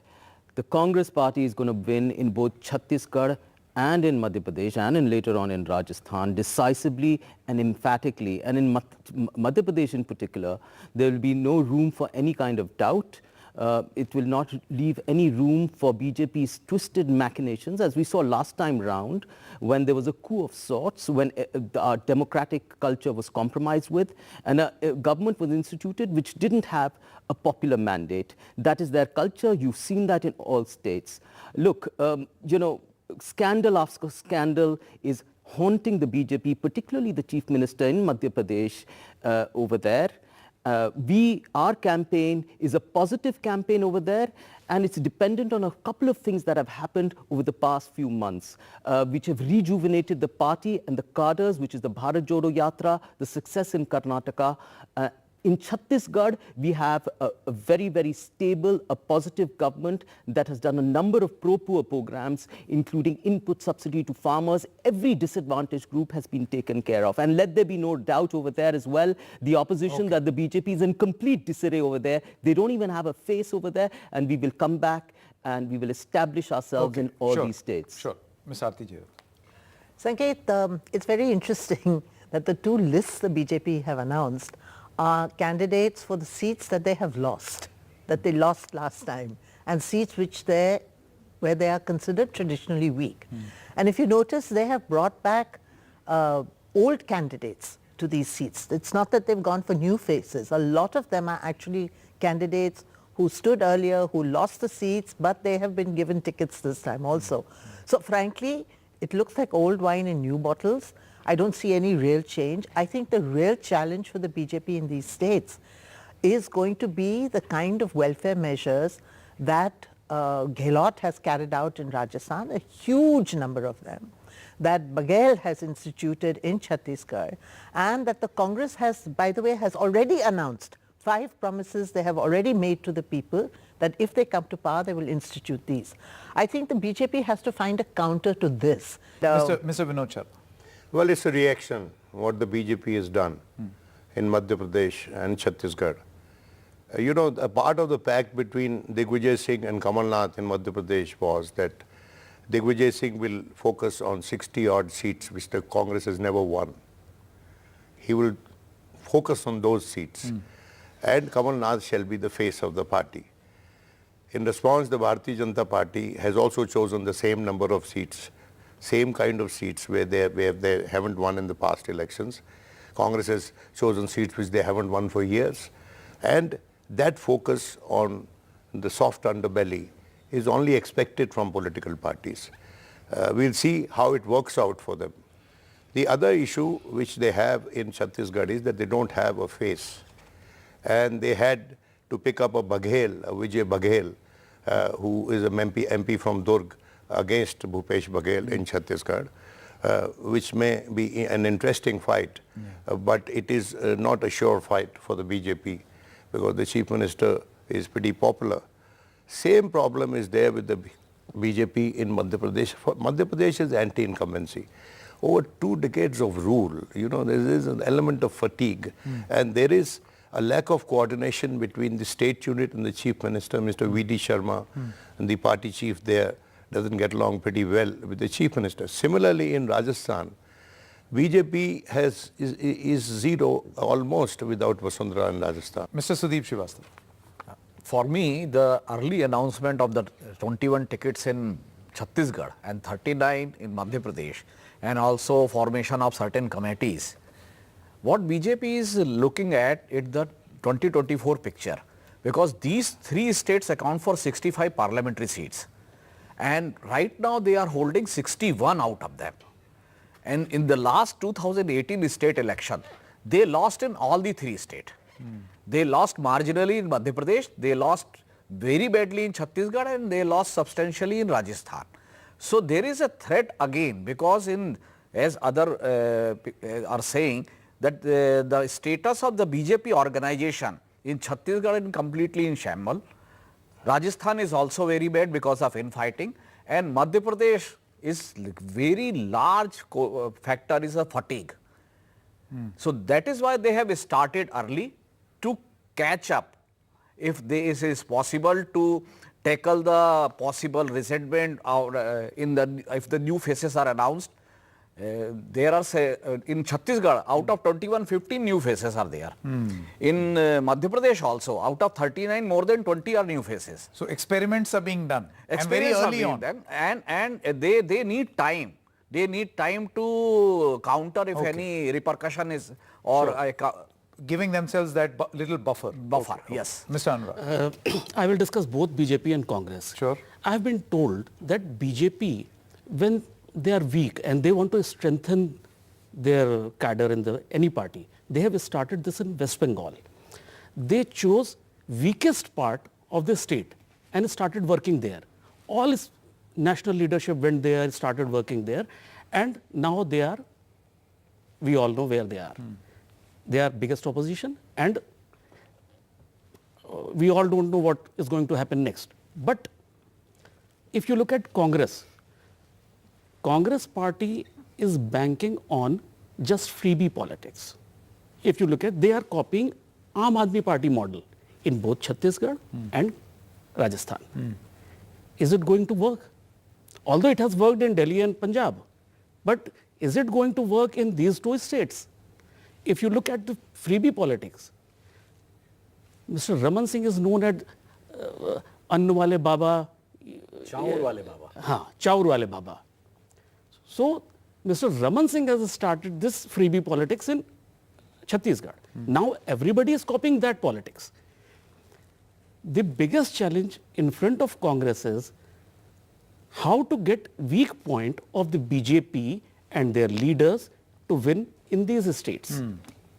Okay. Shipra Mathur as well as Shekhar Iyer are also with us. Ms. Shipra Mathur, your opening comments.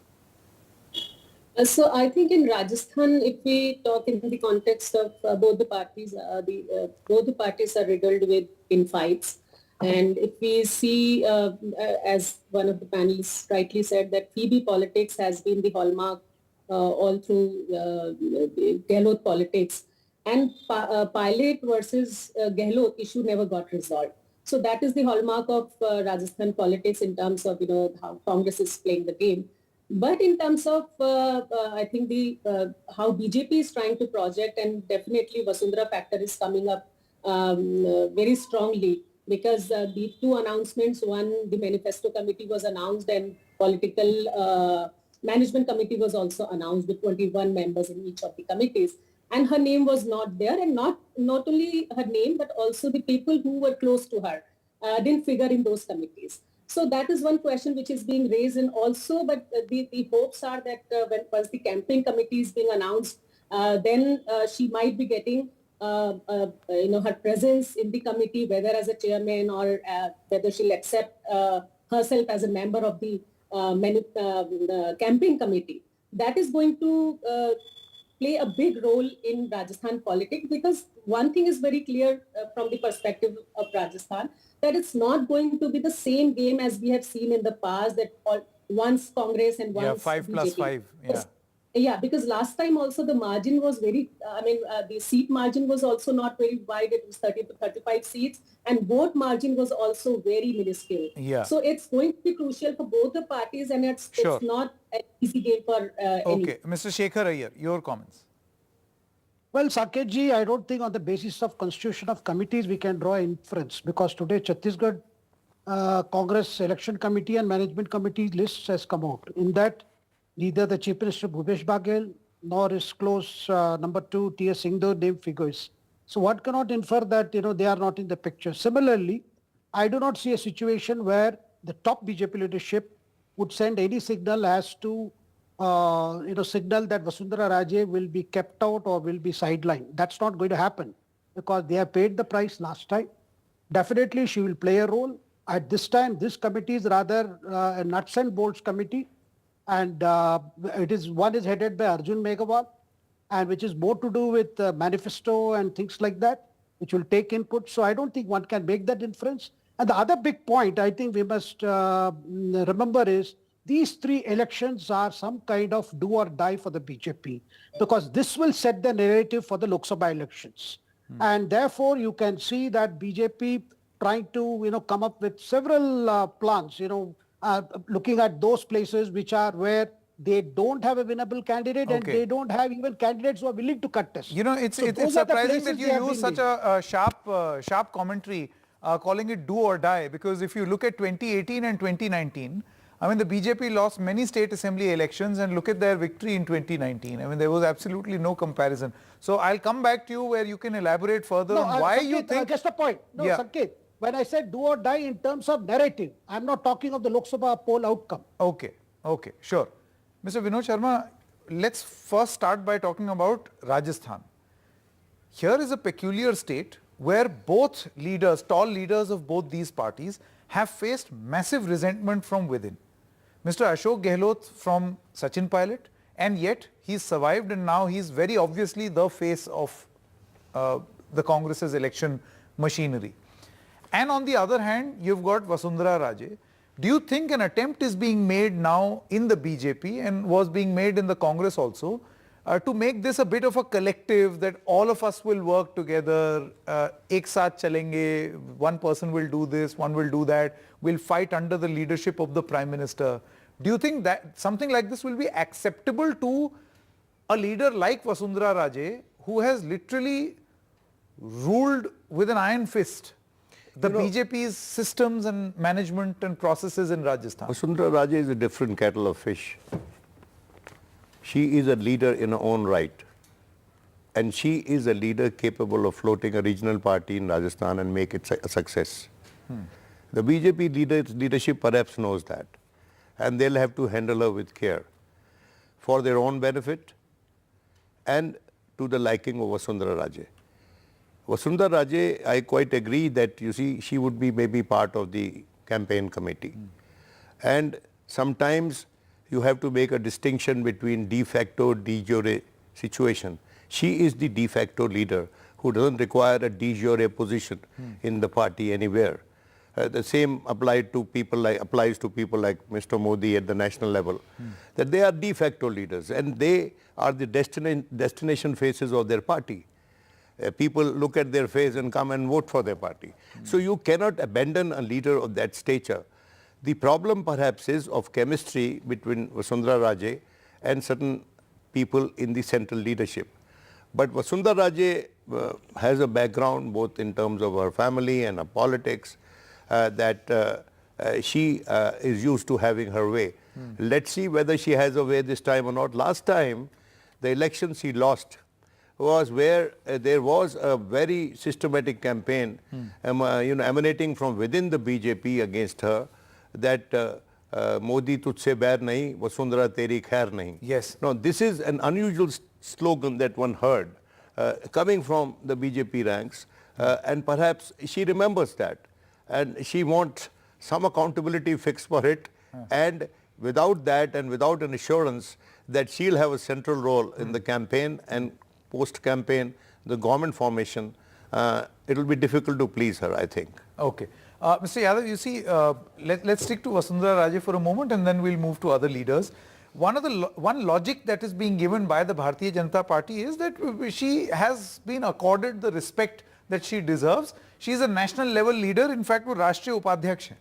तो ऐसा नहीं है कि मतलब she is nowhere in the mix. She is a national leader and thus we are cultivating more leadership and it's a bit of a collective. But if you were to extend the same logic to Madhya Pradesh, then it seems that the rules are very different for Rajasthan and rules are different for Madhya Pradesh. For instance, Madhya Pradesh में आपका चुनाव प्रबंधन समिति जो है वो नरेंद्र सिंह तोमर के पास है. He is also a national leader. In Madhya Pradesh, you also have CM Shivraj Singh Chauhan, who also occupies important positions in the center. The National General Secretary Kailash Vijayvargiya, he is also part of many of these committees in Madhya Pradesh, and we know that he is a national leader. He was the head of he was the in charge for West Bengal. So why is it that there is a different rule for Madhya Pradesh and a very different rule for Rajasthan, for leaders? No, that is not the case actually. If you closely look at it, Shivraj Singh Chauhan ji is our Chief Minister in Madhya Pradesh. He is in no position in the center. He does not hold an organization responsibility. No, Kailash Vijayvargiya. No, I'll come to all the names. You mentioned Shivraj Singh Chauhan, you mentioned Narendra Singh Tomar, and you mentioned Kailash Vijayvargiya. Yeah. So Shivraj Singh Chauhan ji holds no position in the organization in the center. Narendra Singh Tomar ji also does not hold any organization position in the center. He is a cabinet minister.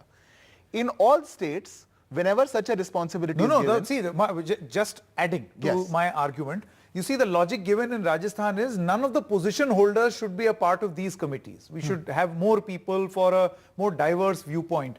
But in the Madhya Pradesh committees, you've got Mr. V.D. Sharma, who's the state president, and you've got Shivraj Singh Chauhan, who's the chief minister. Yes, absolutely. So by this logic, they should not have been there in your committees in Madhya Pradesh also. No, that is not the case. If you have to look at it without any... Different strokes for different No, folks. it's absolutely not the case. Because we are not in power in Rajasthan. C.P. Joshi ji is there in Rajasthan. He is the state president, the counterpart for V.D. Sharma ji. We don't have a CM in Rajasthan yet. So the same rules don't apply. But the point is, all these committees, I think there is nothing unusual about what is happening with the organizational structure. whichever state we go to polls into, our union cabinet ministers go there in charges. We have our state presidents working. We have our committees working. Yeah. There's nothing unusual. Yeah. The only unusual fact is, in Rajasthan, the leadership is collective because they have to be collective against all the unjust that is happening to the people of Rajasthan. For that, we can't say for politics we need to have one leader or the other. If we are having 17 rapes in a day in Rajasthan, if the law and order has gone down like anything, then all leaders and all people have to come together to bring out a government, to expose the government, and to come and to say that, we have to restore the law and order. Mr. Sudeep Srivastava, you see, the point is, and let's come back to Madhya Pradesh and Chhattisgarh, the fact that the BJP 4 months ahead of the elections has released its first list. Now, this can give the BJP a head start also. That is one way of looking at this. And can also be counterproductive. For instance, now you have 4 months of time for resentment to brew. And people will say, you've given my ticket to the other guy, now I will not work hard. So I will not work hard for 4 months instead of a few days. Yes, definitely. That is a calculated risk. The other part is also about the resources. After 2-3 days, when this hangama about ticket getting is die down, every worker will come to the person who got the ticket and asking for resources and money to work. So to sustain for a 4-month long period, either the central leadership has planned to pump more money. I'm sure they have. And if that is electioneering is not a big challenge for the BJP, is it? But resources are not a problem. Resources are not a problem. BJP's big high top concern. No, I'll give a quick reply.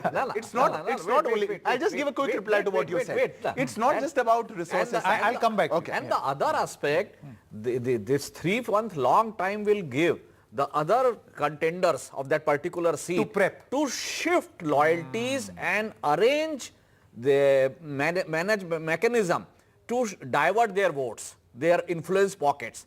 So it's a counterproductive. It could be a counterproductive also. So it's a calculated risk. It's a calculated risk, knowing fully well that this can be counterproductive also. Yes. Why they have done this? They have done this because of the experience of Karnataka, where in the last moment they put so many young faces, new faces, and the old guards in the Karnataka did not like it. And ultimately, even the Yediyurappa factor that played against them in BJP, in Karnataka. So Chhattisgarh, and Madhya Pradesh, they are trying an experiment. It was only BSP, Bahujan Samaj Party, which used to declare ticket in 6 months advance. And even now, in Chhattisgarh, 9 tickets of BSPs have already been declared. And BSP has play in Chhattisgarh, Madhya Pradesh and Rajasthan. They have so it's a new strategy adopted by BJP. I'll give a quick response. But it has response and then Ms. Aarti. I'll give a quick response to that. Sanket, it's not about the resources. It's not always about that. We can think of it. But one thing that is very sure is what we have seen, especially post 2014, that the Bharatiya Janata Party is a political trendsetter for the elections in India. The organization structure that we have built, all of these guys follow. We have our organization structure till Panna Pramukh. When we were building that, from Booth Pramukh, till Panna Pramukh, all of them said that, oh, they are going till Panna, these are just pages, nobody is there. Now we are doing Panna Pramukh Sammelans. Now we are doing people with iCards who are in charges of 1 page of a voter list. If we are doing an experiment today, for them to understand in that way, if we are doing an experiment today, watch out that they'll follow tomorrow. Because that is how the BJP has been. No, but again, here you run the risk. While you set the trend, yes, this is no guarantee that you will always remain the trendsetter. Somebody else will pick up your trend and do it better. Obviously.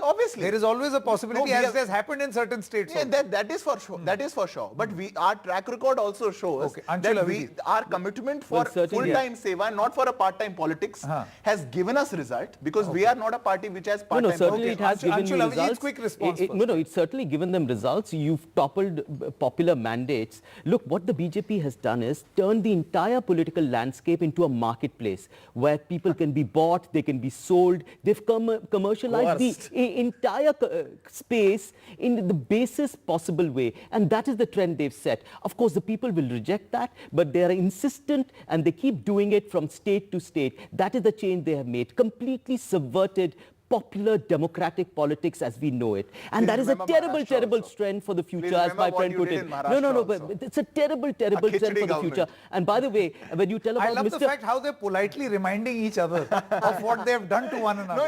No, because everyone knows. I find it funny. Can now you, he's saying... it is unprecedented, Mr. Yadav. It is unprecedented, the scale in which you have toppled governments. They formed a government with Shiv Sena who went to polls with us. And by the way, when you come to... You made a khichdi government. Khichdi, dal from here, rice from here. You have played Avengers to that. No, and by the way, when you come to all these we didn't do anything. I think it was there doing well, we know what you did. It was there doing. Okay, let's move on now. And come to these three state assembly elections. No, just one final point. You talk about the Chief Minister of Madhya Pradesh. I mean, he was removed from the parliamentary board last year itself. After 18 years in the BJP's highest decision-making body, he was removed. He doesn't know what his future. And, by the way, we don't know what his future is. He was cut to size. I'm not saying that. That's what all the analysts say. You have factionalism. Which decides. You have factionalism. We don't have a family. We don't have two people. Come on. Now let me just speak. You have factionalism. You have infighting in all these states. In Rajasthan, we are building... Lesser than Gehlot and Pilot? Sorry, please complete. I'm finding it funny what you're saying. No. Okay. I find what you're saying hilarious. But that's besides the point. Here is what I'll do. I'll circle back and then you can continue. Right. Aarti Jairath, do you think that there will be any correlation between state assembly elections December 2023 and May 2024? Or should we not make this mistake of linking these two? Well, because we've seen what happened 2018-19. These three states are very slippery states. In 2003, 2013, the BJP won all these states.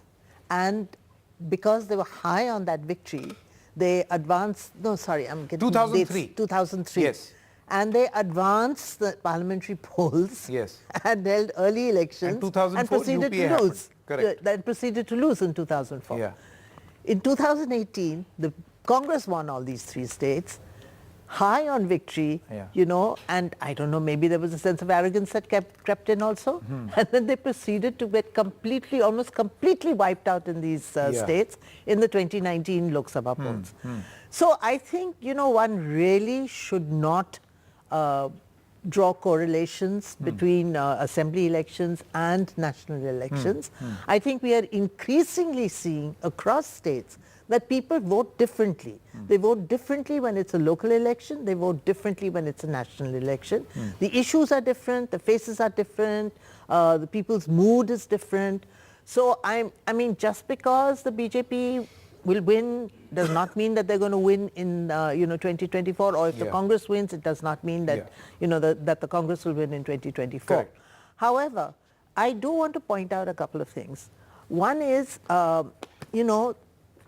Rahul Gandhi is embarking on the second leg of his Bharat Jodo Yatra on October 2nd.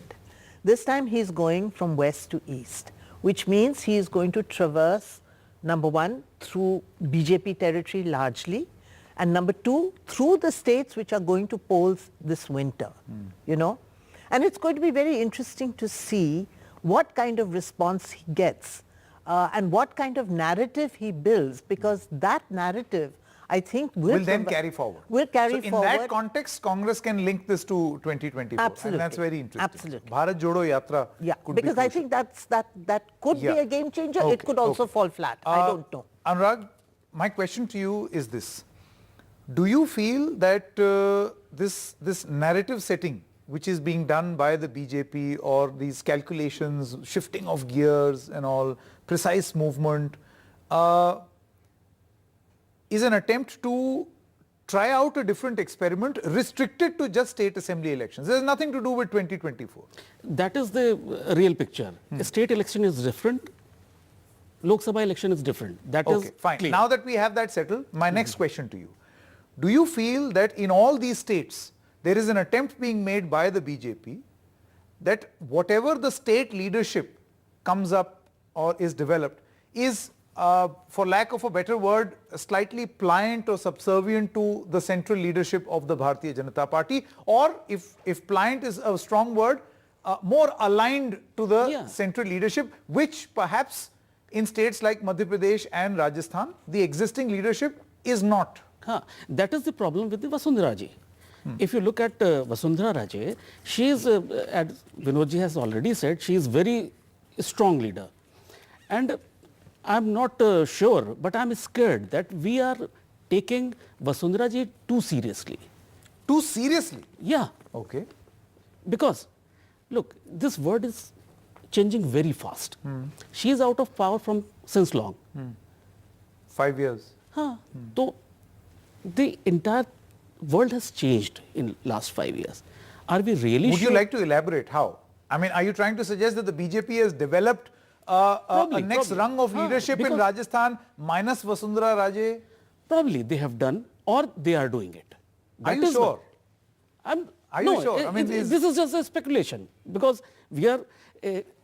Vasundhara Raje is going to change the. Shipra Mathur, do you think that the BJP can win elections minus a Vasundhara Raje, or with a very muted existence of Vasundhara Raje in a state like Rajasthan?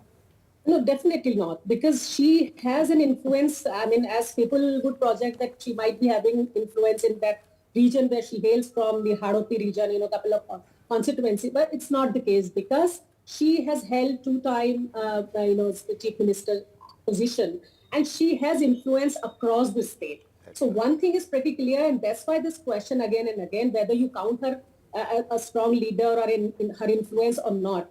But the fact of the matter is that she has influence across the state, and she cannot be sidelined for one reason that she's perhaps one face which is seen to lead this state, because the rest of the leadership which are really visible in some sense in BJP, they are not projected, they are not taken by the people as faces very strongly who can lead. And you also, as you pointed out, that yes, this could be the strategy at the central level, that people or the leadership at the state who are subservient or who are little more aligned to the center, they are being readjusted, and it's not being sidelined, but how to give more space to the people, because you have to keep in mind that 52,000 booths at booth management across the state was handled by Satish Punia, and that was an entire effort to bring in new people and bring in new faces, and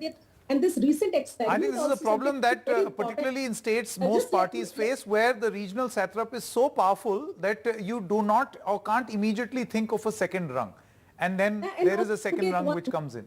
One very interesting thing which is happening in terms of strategy, as you see in BJP, that they are bringing in tomorrow. I suppose when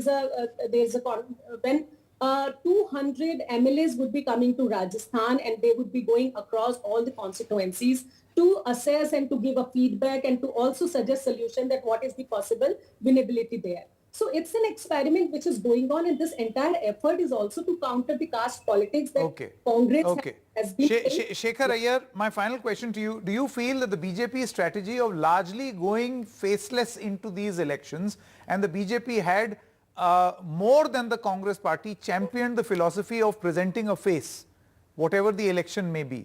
So to go faceless into these elections and present an organization, basically all elections fought under the leadership and chehra of the Prime Minister.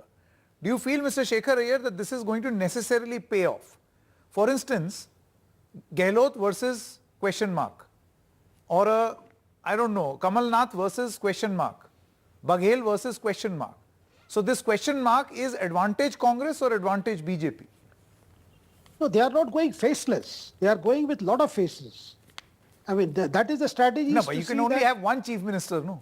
Yeah, true. Not you many can have faces. only one chief minister. Yeah. But when you know that everyone has an ambition and everyone has a group, and in the last Rajasthan election, the problem so much was not about the faces or the face. It was rather about selection of candidates. Because the Vasundhara was insisting on some candidates, the other side was insisting on some candidate, and that resulted in a lot of, despite their internal surveys, they had to give in some places, they had to hold on some places. The net result was BJP lost. But this time I think they are going to be more careful, and I see a situation where Vasundhara needs BJP as much for her future, and BJP too needs her.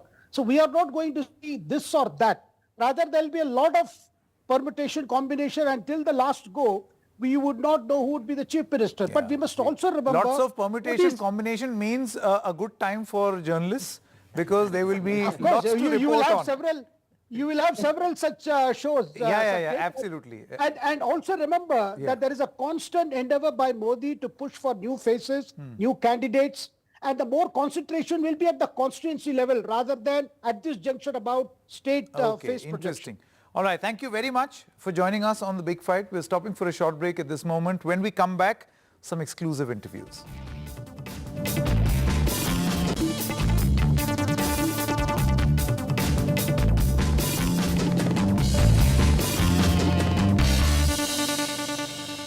Health insurance.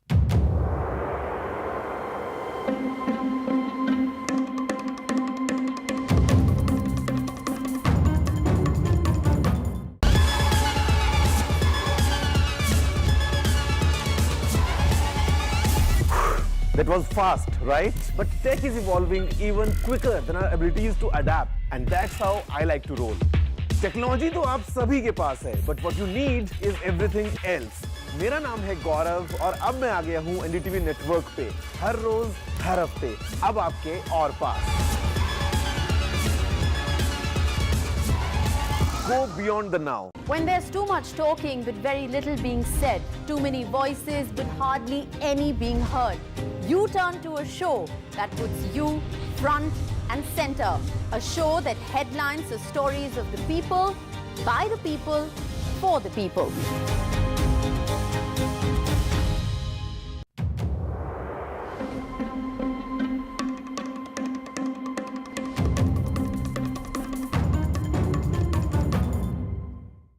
From breaking news to in-depth analysis, Covering the latest developments across politics, business and technology. Bringing you stories that shape our nation and the world.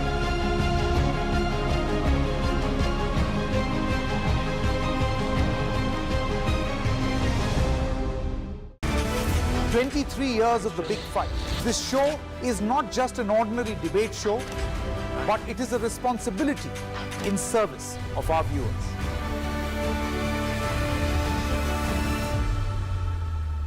NDTV for news you can trust. No sensationalism, no ugly debates, no agenda. We strive to be transparent and unbiased in our reporting so you can get news that you can rely on.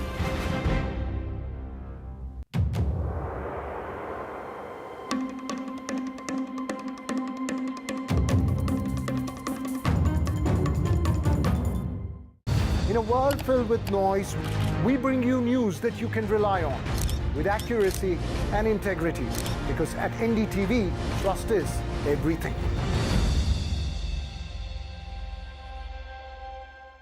When Saurav was a very small child, a school-going kid, so once coming back from school to home, he saw someone's funeral going on. So when he came home, he asked his mother, "तो death तो colorful होनी चाहिए." That's what he said. Death रंगीन होनी colorful चाहिए। होनी चाहिए, रंगीन होनी चाहिए.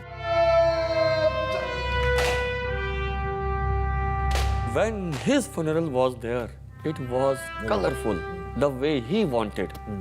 It was all flowers. Tiranga was there. Soldiers were in uniform. And ceremonial band was playing. The bugle was there. Everyone was there.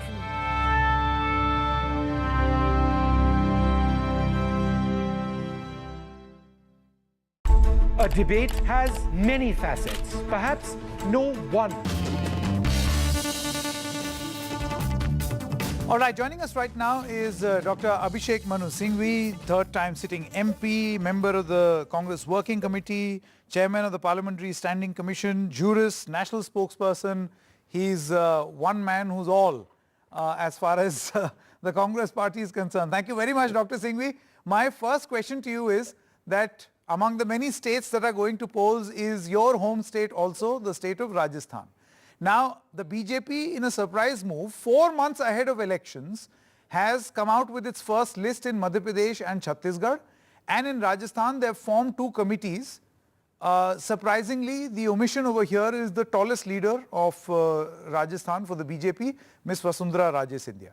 How does the Congress party read these movements in the BJP? Quite frankly, Sanket, it's less than a storm in a teacup. Doesn't deserve a program by you on such an inconsequential thing. And I'll tell you why in a minute. You know, the election going states are Chhattisgarh. Even the best supporters of BJP do not predict anywhere near a win for BJP in Chhattisgarh. Clear return by the Congress is predicted. They don't even have a face in Chhattisgarh. Second state in Madhya Pradesh, pretty close to a Chhattisgarh prediction. Third state is Mizoram. After the fiasco of Manipur, I don't know what they're going to do in Mizoram. That leaves Rajasthan, where I concede that it's a close fight, not because we are behind or lagging, but because it's an anti-incumbency, traditionally known anti-incumbency state. Otherwise, a lot of solid good work is on it. It's a close fight, I concede. And lastly, there is Telangana, which I don't think is much to crow about for either the BJP or the Congress. Now, in this scenario, what is this question we are asking? You declared, and I've got this figure just now, 21 out of 90 assembly seats in Chhattisgarh, a sure loss state for you, 1/5 almost, or about 1/5, and 39 out of 230 seats in Madhya Pradesh. So what's the great big deal about it, Sanket? If I was to then start tom-tomming, which I never did, or the Congress never did, that in Karnataka, we declared our list on 25th of March. And the first list of BJP came on 11th of April, by which time most of our candidates had been declared and we ultimately got a thumping majority. The point is not this. The point is, do you know the list you're talking about, Sanket? In Madhya Pradesh, 4 are principal seats, Bohad, various other places, Chhatar, Chaharpur, Shahpura, I've got the names, are those who are persons who had lost while holding ministerial seat office for some of them. So you've given seats again, you've given them a little early than the others. Does that indicate anything? I think the real message in at least both Madhya Pradesh and Chhattisgarh is that the BJP is scrambling. Take Chhattisgarh, for example. You tell me off the cuff a single name from the BJP, apart from a person they found as a member of parliament with the same surname as the chief minister, to stand against him. Tell me a single person who has been groomed or projected as chief minister by them there. Not officially proclaimed, but somebody who's in that image. We have names there apart from the chief minister and Mr. Deo. We have so many names there. In Madhya Pradesh, apart from Mr. Digvijay Singh and Mr. Kamal Nath and all those names, we have names like Kantilal Bhuria, Vijay Lakshmi Sadho, OBCs, SCs. Now, Mr. Chauhan is struggling against the worst kind of anti-incumbency, which even his colleagues in the BJP are very scared about. So this mere seat declaration of 1/5 in Chhattisgarh and less than 1/5 in Madhya Pradesh is no big deal. It's nothing. Don't you think, I mean, the projection is that they want to learn from the mistakes that they may have made in Karnataka and Himachal Pradesh, that it will give them a sort of a 4-month head start in trying to balance out, iron out any differences that may emerge on the ground? I think that ship has sailed.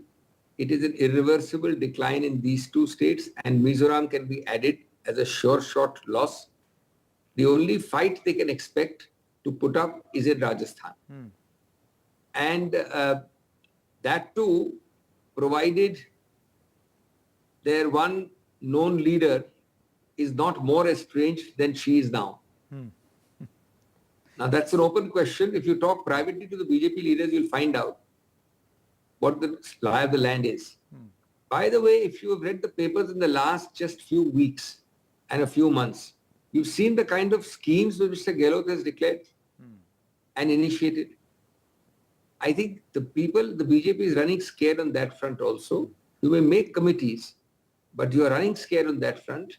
There were some problems in Rajasthan earlier between Mr. Pilot and Mr. Gehlot. They've been ironed out. We are presenting a united front now. And I think, but for a traditional anti-incumbency cycle, which of course can be arrested, I think Rajasthan is going to be also a good result for us. Okay, Dr. Singh. Though a good fight, though a close fight. Yeah, my final question, you see, if 2018 is something to go by and learn from, the Congress had a fantastic show in Rajasthan, in Chhattisgarh, even in Madhya Pradesh. You were in power, and then of course certain events happened in 2020 that your government was gone. But the result in 2019 was nowhere the same as the assembly election results are. In fact, the the Lok Sabha constituencies in these very states also, the BJP swept. In that context, do you feel there is a lesson to be learnt by the Congress party, that not to get too excited with a possible win in state assembly elections? Two answers, Sanket. First of all, we are not the ones getting excited. It's the BJP which is getting excited by declaring 21 out of 90 seats in Chhattisgarh and 39 out of 230 seats in Madhya Pradesh. That's known as false excitement. But let me answer your question. Firstly, in the names you took regarding the state elections in 2018, you were using words of studied moderation. Chhattisgarh we win, Madhya Pradesh we won, and Rajasthan we won. All three we won. You stole Madhya Pradesh from us, and that revenge is going to be taken shortly. It's a clear theft by stealth. Now you come to the parliamentary elections. You are right. Traditionally and statistically and by psephology, a parliamentary election need not follow the result of a state election, certainly. But it need not always or necessarily be the opposite. There's no such rule like that either. There is one fundamental difference between 2019 and 24. The 2019, following upon the 2018 elections, did not have one crucial X factor, which is there in 2024. One person per constituency, the India Alliance. What the BJP wins, if you see the 2019 result, at his best, Mr. Modi gets 39, maximum 40% of the vote. Which means by simple arithmetic, if you do not divide 80 to 90% of the balance 60%, then he either loses or he gets a very, very bad fright. Now, this is the whole difference between 24 and 2019. As far as possible, you will see one candidate per constituency. And that is what frightens the BJP. Now we're talking of 2024, although the immediate question was for the 2023 elections. Yeah. Okay, Dr. Singhvi, thank you very much for your time. Let's just see what the assembly elections have in store for your party and the BJP, and then eventually the big contest in 24. Thank you so much. Thank you. So joining us right now is Professor Rakesh Sinha, Member Parliament of the Bharatiya Janata Party. Thank you very much, Mr. Sinha, for joining us. You see, this is a departure from tradition. I won't say a rule, but a departure from tradition for the Bharatiya Janata Party to declare candidates 4 months ahead of elections, even before the dates are announced, for a central election committee to meet. How should one view this? I mean, if the Congress would have us believe that this is a sign of nervousness, the BJP would have us believe that this is a sign of confidence. I think you would also agree that the answer lies somewhere in the middle. Are you learning from your mistakes? Bharatiya Janata Party is a vibrant organization. It does not depend only on election. Election is not the sine qua non. It works entire 5 years. Every day party workers and party organizations have certain tasks which it performs. Therefore, I consider that party has grassroots democracy, and this is a new initiative by Prime Minister Narendra Modi ji since 2014, that BJP has become more inclusive and more welfareist oriented organization. Therefore, the workers are organically linked with this central leadership. Therefore, I consider that declaring candidate 4 months ahead of the election is a sign of the party's new strategy, that is a strategy based on the party's confidence, party's dependence on the organization, and party is also a challenge to the party, also challenging to the opponents. Can they declare their candidates 4 months ahead? They can't do, because the Congress party is based on individuals, not on the organization. Party lacks the grassroots democracy. It lacks the inclusiveness. But Professor Sinha, isn't it a bit rich for you to already preach on other parties following your route when you have just started this? Perhaps as a consequence of the results in Karnataka and Himachal Pradesh, where infighting did lead to a lot of damage, political damage to the BJP. And these were the states where candidate declaration did come late. The Indian federal system has also impact on the party's state units.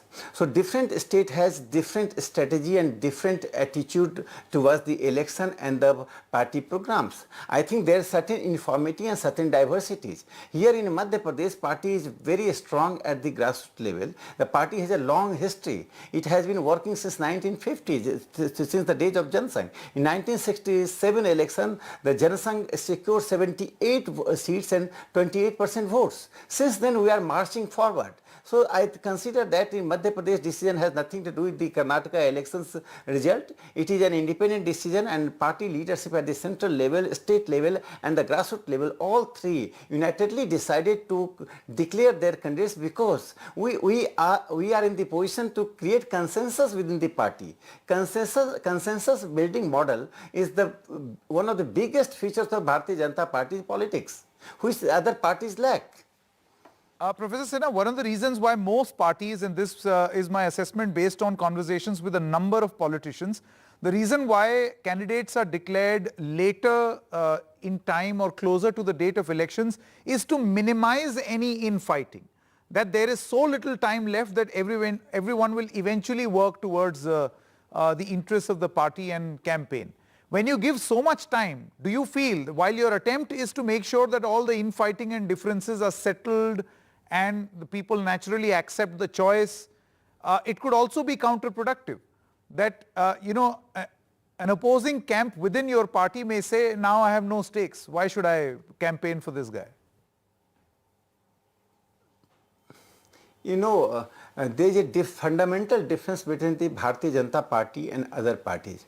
BJP is based on certain ideological moorings which is rooted in the party's organization. Therefore, everyone who joins the BJP joins with certain objective. Objective is not individualistic, objective for the nation and civilization. Therefore, BJP is based on ideologies and values. Ideas and values are driving force in the BJP. The present leadership led by Prime Minister Narendra Modi ji has added two important things. That one, the workers are now involved in the welfareist measures of the state. Now this is not bureaucratized. Workers are going to the people and finding how much they are getting, why are they not getting, what are the inaccuracies. Therefore, for the first time in the Indian states, party workers are the vehicles of the implementation of the welfareist measures. Second is inclusiveness of the party. So Prime Minister Narendra Modi's twin strategy, which has been included in the party's strategy, party's philosophy, party's program, are very beneficial. Therefore, I consider that right from Panna Pramukh to the central leadership, there is party workers are linked with each other.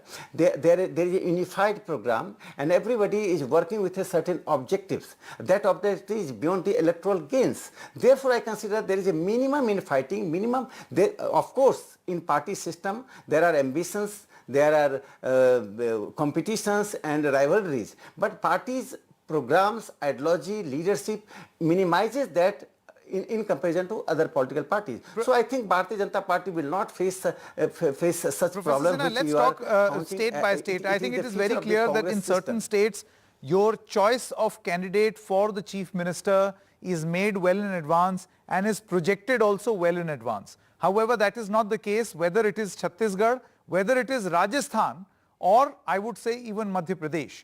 In a situation like this, how should one read? Let's say, for instance, take the example of Rajasthan. Two committees have been formed and the tallest face or the tallest leader from Rajasthan of the BJP, Mr. Vasundhara Raje Scindia, is not part of these committees. What message should one deduct? I think this assessment is misplaced. Vasundhara ji is a very senior leader. She got an important assignment at the center. Therefore, I consider that it is folly to consider that she has been sidelined. In Bharatiya Janata Party, nobody is sidelined. Everybody gets certain responsibilities according to the demands of the time, requirement of the party, and the context. Therefore, I consider the party is united. It will fight election with full of unity. There are dozens of leaders in Rajasthan. They are playing their own role. Party has a vital responsibility in Rajasthan because the present government in the Rajasthan is not delivering what people require. There are more than 41% there is cases of malnutrition in the state. Communal elements are getting shelter in the Rajasthan. There is no industrial development in the state. Therefore, I consider that the people are waiting for the election and BJP will come into the power. Okay. Moreover, one important thing, the Prime Minister Narendra Modi's welfare schemes and the social philosophy both are playing very significant, decisive role in every state election. Whether you go to Chhattisgarh, Rajasthan or Madhya Pradesh, the central government schemes for the farmers, for the poor people, for women and for children, for students, all have created a class of beneficiary.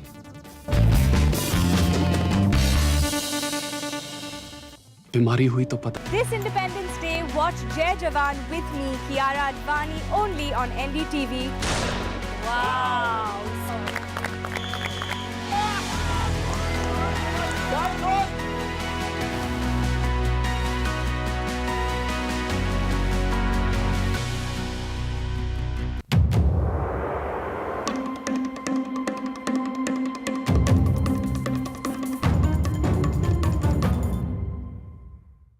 We have a surprise for you. We're going to ask a bunch of you some special questions, and every correct answer is going to reveal what our surprise is. I don't know. Satya Nadella? Jeff Bezos. Bill Gates probably. Nehru Place. Saket. Saket. Mumbai?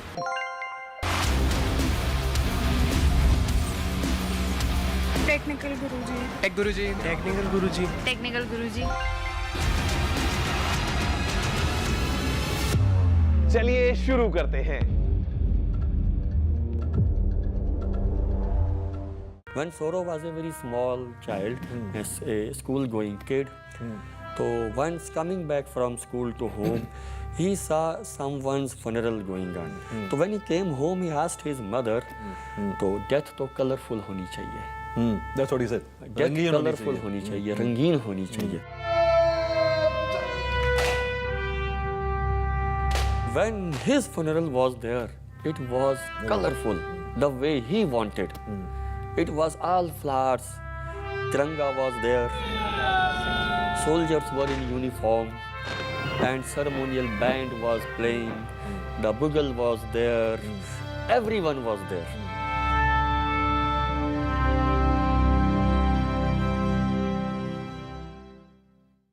It's undeniable. We're facing the crisis of the generation, climate change, and it's happening. Not in some far-off distant land or some millions of years away. It's happening now. And it affects everything we know and love. Information around climate change can often feel too distant, too jargony, too scary, too anxiety-filled, too technical, or too political. I'm here to change that. The Climate Explainers, part of NDTV's 6-month-long campaign, building a blueprint for climate action. The climate clock is ticking, but we're just in time. The NDTV News Network that informs, inspires, and illuminates. Watch every side of the story here on NDTV, because the only side we're on is yours.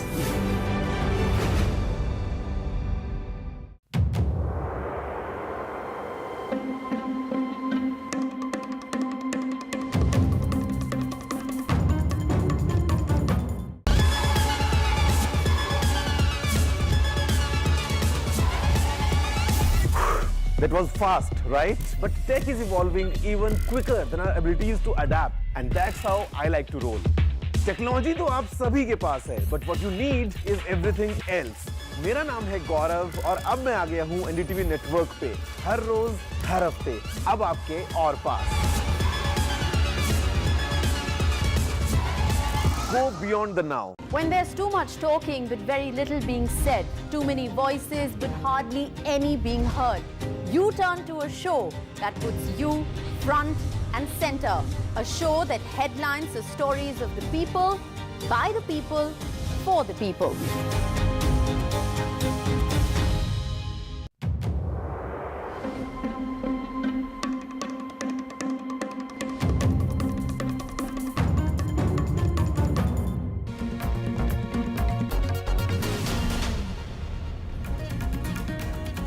Good morning and welcome to NDTV 24x7. I'm Priyanshi Sharma and we'll get you the top news stories this Sunday in the show.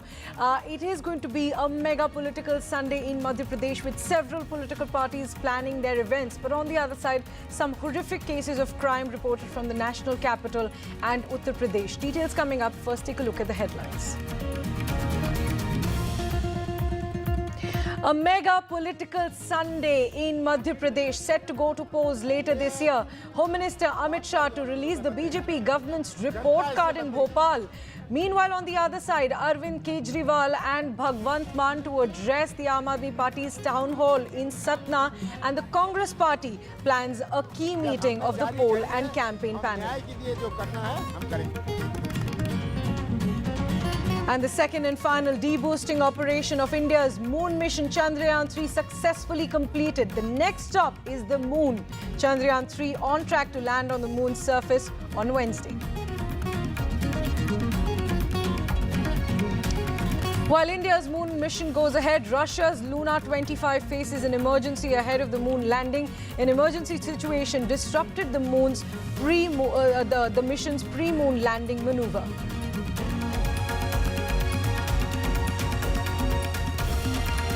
A horrific case of murder from Uttar Pradesh, a Muslim couple beaten to death with iron rods and sticks by Hindu neighbors over their son's affair with the daughter of the accused.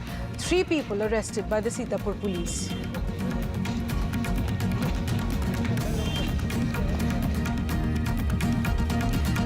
A POCSO case filed against the Delhi Women and Child Department officer. The senior Delhi officer allegedly raped a 14-year-old girl many times from 2020 to 21, after which the victim even got pregnant. The officer's wife helped abort the child. A massive AIADMK show of strength in Madurai. EPS's first mega event after becoming the AIADMK chief. Show of strength at his rival OPS's stronghold after expelling him from the party last year. Rahul Gandhi pays a tribute to his father and former Prime Minister of the country, Rajiv Gandhi, from the banks of the Pangong Tso Lake in Ladakh. A tribute to the ex-Prime Minister on his 79th birth anniversary.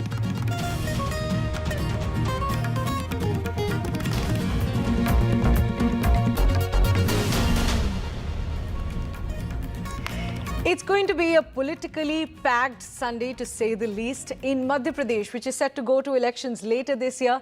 All 3 major parties, the Congress, the BJP and the Aam Aadmi Party, are planning several events today. Let's first take you through the BJP's plan. Well, Union Home Minister Amit Shah will release the Madhya Pradesh government's report card in Bhopal, and he will also address the BJP's working committee meeting in Gwalior. So he will release the report card of the BJP government for the last 5 years. And after that, he will leave for Gwalior to address a large meeting of the state-level executive committee there in the Atal Bihari Vajpayee Auditorium Hall. And in that, around 2,200 members, including ministers, MPs, ex-MPs, MLAs, and parties' office bearers will attend the meeting.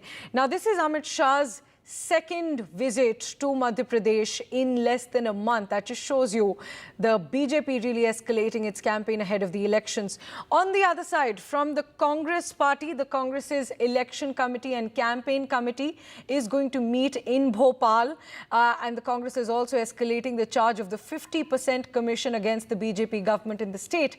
And from the Aam Aadmi Party's side, the Delhi Chief Minister and AAP National Convener Arvind Kejriwal and the Punjab Chief Minister Bhagwant Mann will address a town hall meeting in Madhya Pradesh's Satna today afternoon. So these are the several events planned by the 3 political parties. It's going to be action-packed.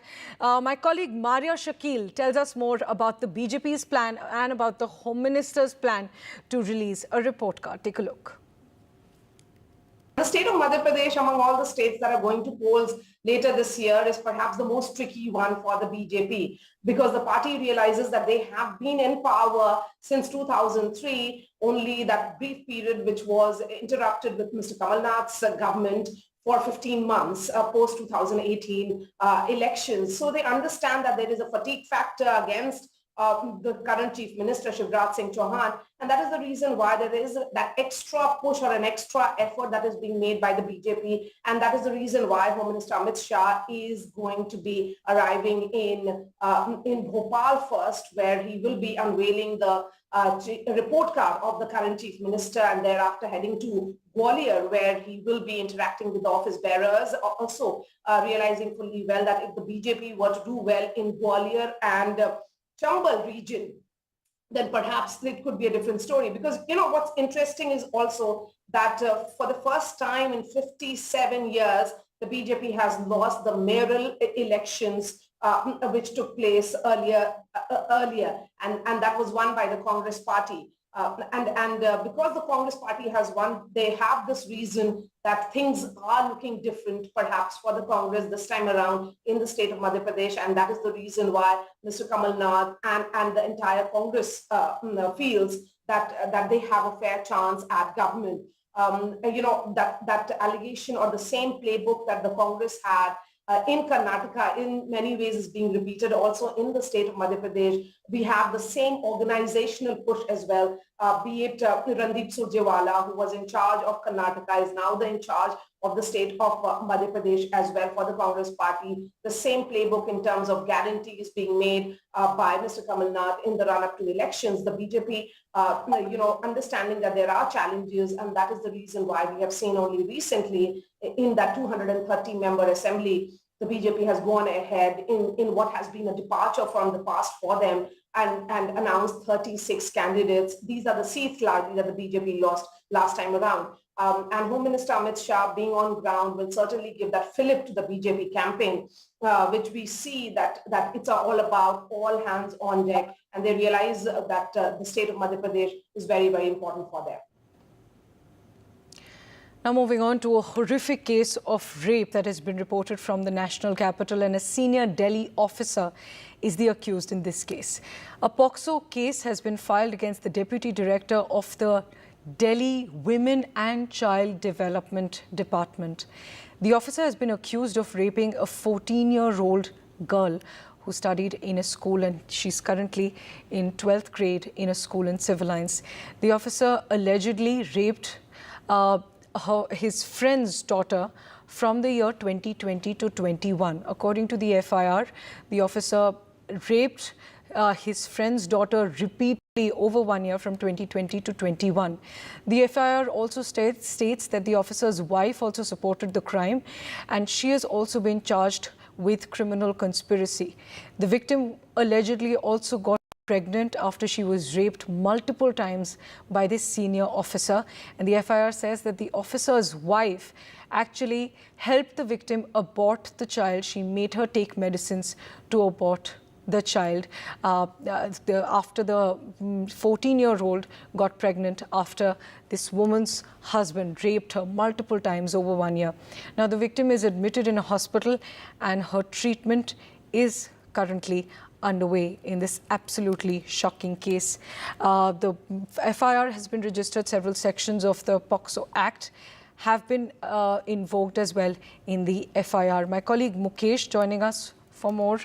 Mukesh, बहुत ही shocking ये incident है कि एक ऐसे officer जो women and child development department के deputy director हैं, उन पर ऐसे आरोप लगाए गए हैं. आप बताइए इस पूरे केस के बारे में और क्या कोई रिस्पॉन्स रहा है? देखिए, बिल्कुल दिल्ली सरकार का जो महिला विकास बाल विकास मंत्रालय है उसमें डिप्टी डायरेक्टर हैं, और उन पर ये एलिगेशन है कि एक चर्च में जब वो विक्टिम की फैमिली से मिले तो वहां पर विक्टिम के पिता से इनकी दोस्ती हो गई, और उसके बाद 2020 में जब विक्टिम के पिता की डेथ हो गई तो उसके बाद वो विक्टिम को अपने घर ले आए, और यही एलिगेशन है कि 2020 से 2021 तक लगातार विक्टिम के साथ रेप किया गया, और जब विक्टिम प्रेग्नेंट हो गई तो आरोपी की पत्नी ने उसका अबॉर्शन करवा दिया. तो इसके बाद जब विक्टिम को एंजाइटी हो गई तो उसने शिकायत की, और ये सारी बातें जो हैं वो अपनी मां को बताई.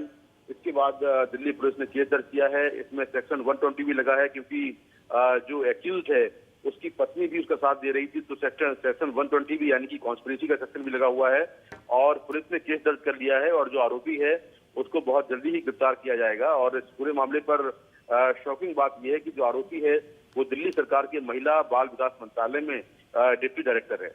जी बिल्कुल, बहुत ही शॉकिंग है वो, और हम ये देखेंगे कि सरकार का इस पर कुछ रिस्पांस आता है या नहीं। Thanks very much Mukesh for joining us. We will still await a response from the Delhi government as a senior officer of the women and child development department has been accused of this horrific murder, I beg your pardon, this horrific rape of a 14-year-old. Now moving on to a murder case reported from Uttar Pradesh. A man and his wife were beaten to death with iron rods and sticks by their own neighbors in Uttar Pradesh's Sitapur. 3 people have been arrested in the case, and the police say that the murder was allegedly a result of an affair between the victim's son and the daughter of one of the accused. So the Muslim couple was beaten up by their Hindu neighbors because their son had allegedly had an affair with a Hindu girl. The couple, Abbas and his wife Kamrul Nisha, died on the spot in the attack on Friday, and all the accused fled from the spot. The Sitapur police have said that a few years back, Abbas's son had eloped with a girl from the neighboring household, and a case was registered in this regard, and Abbas's son was also sent to jail. When Abbas's son was released from jail a few days back, some members of the family planned the attack on the couple. My colleague Alok gets us more details. कल शाम को हुए double murder के मामले में धारा 302 के अंतर्गत एफआईआर पंजीकृत किया गया, जिसमें 5 लोग को नामजद आरोपी बनाया गया है। इसमें से 3 व्यक्ति, जिसमें से मुख्य आरोपी शैलेंद्र जायसवाल, अमरनाथ तथा पल्लू, इनको पुलिस के द्वारा हिरासत में ले लिया गया है। अन्य 2 लोगों की गिरफ्तारी का प्रयास जारी है। This incident took place on Friday evening in a place called Hargaon, which is less than 100 kilometers from state capital Lucknow.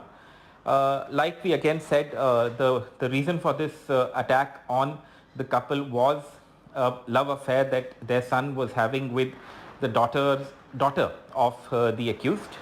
In fact, local reports say that they had eloped a few years ago, then they were recovered, and now the daughter has apparently turned a major. She's an adult now, and she gave a statement favoring the victim's son to the police, is what local reports say. Nevertheless, there was an argument between the 2 families on Friday night, after which the accused, they used sticks and rods to assault the 55-year-old man and the 53-year-old woman.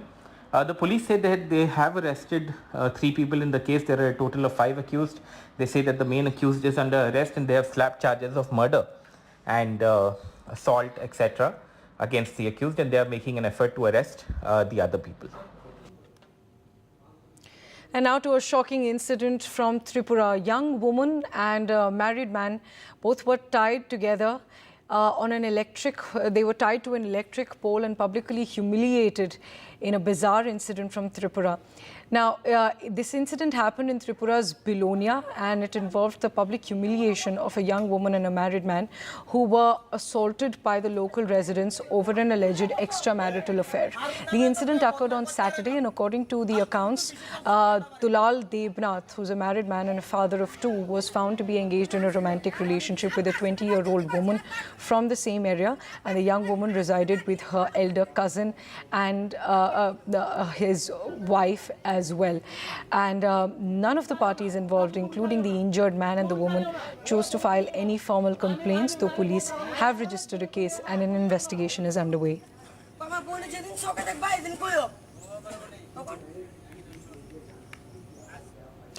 Moving on now to politics. The AIADMK, which is the key opposition party in Tamil Nadu, held a mega conference, or so to speak, a mega show of strength in Madurai. This is the first show of strength by the chief of the AIADMK, EPS, after he became the party chief, expelling his former boss and political rival, OPS, last year, with whom he shared power after Jayalalitha's death. My colleague Sam Daniel gets us more details. This is clearly a show of strength by AIADMK chief EPS after he became the party's singular leader, expelling his other political rival with who he had shared power after Jayalalitha died, that's O. Pannirselvam. And interestingly, the location itself, Madurai, is a stronghold of his rival, expelled rival O. Pannirselvam, and it's a clear signal that EPS is trying to prove that his support base is not just on his home turf, that's the western part of Tamil Nadu around Coimbatore among the Gaundar community alone, but also across Tamil Nadu, including the southern belt where the Thevar community is quite strong, and this is a stronghold of his past rival O. Pannirselvam. Interestingly, this also comes at a time when the BJP Tamil Nadu chief is on a Padayatra across all the 234 assembly seats in Tamil Nadu, and a clear signal that the BJP's support base or footprint in the state is no match for the AIADMK. In fact, the AIADMK under the dual leadership between O. Pannirselvam and EPS had suffered 3 consecutive poll defeats, beginning from the Lok Sabha elections, then the assembly elections, and then the local body elections, including the recent assembly bypoll in Erode. And EPS is also trying to consolidate the party's base ahead of the 2024 Lok Sabha elections, which could be seen as an acid test for his singular leadership. In Chennai, Sam Daniel, Find TV.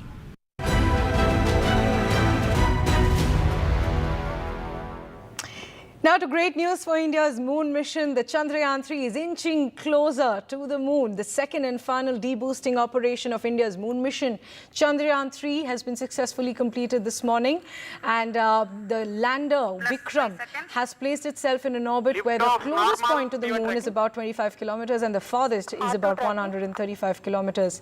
It is from this orbit that Chandrayaan, the lander, will try a soft landing in the unexplored south polar region of the moon on Wednesday. So in about 3 days from now, Chandrayaan-3 expected to make a soft landing on the moon's surface. While India's moon mission clearly going forward, Russia's moon mission, which was scheduled to be completed, and Luna 25 was scheduled to land on the moon's surface before India's Chandrayaan-3, that mission has had a disruption. The Luna 25, which is the first Russian lunar lander in nearly 50 years, wasn't able to enter its scheduled pre-landing orbit of the moon. The robotic spacecraft was due to enter the orbit on Saturday, but due to an emergency situation, the maneuver was unsuccessful, according to a statement from the Russian Space Cooperation.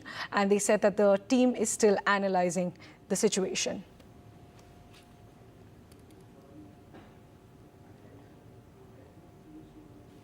We'll take a short break now. News continues on the other side. Stay tuned.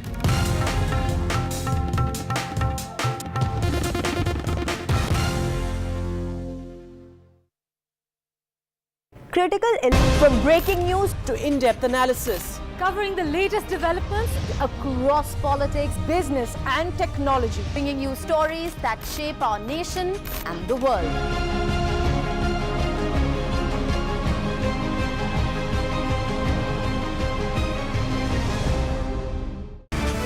23 years of the big fight. This show is not just an ordinary debate show, but it is a responsibility in service of our viewers.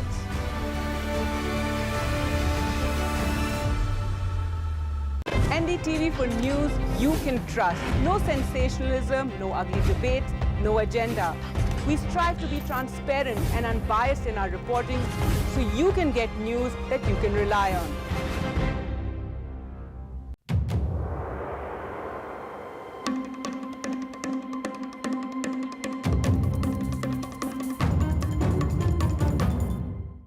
In a world filled with noise, we bring you news that you can rely on with accuracy and integrity, because at NDTV, trust is everything. When Saurav was a very small child, as a school-going kid, so once coming back from school to home, he saw someone's funeral going on. So when he came home, he asked his mother, "तो death तो colorful होनी चाहिए." That's what he said. Death colorful होनी चाहिए, रंगीन होनी चाहिए. When his funeral was there, it was colorful, the way he wanted. It was all flowers. Tiranga was there. Soldiers were in uniform, and ceremonial band was playing. The bugle was there. Everyone was there.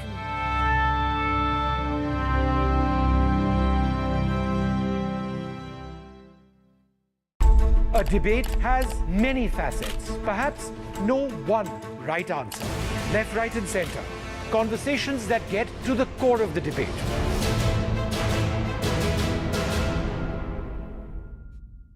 This Independence Day, watch Jai Jawan with me, Kiara Advani, only on NDTV.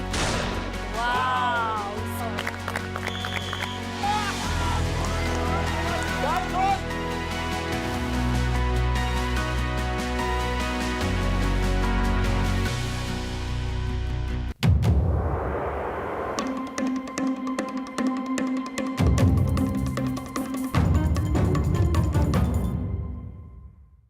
We have a surprise for you. We're going to ask a bunch of you some special questions, and every correct answer is going to reveal what our surprise is.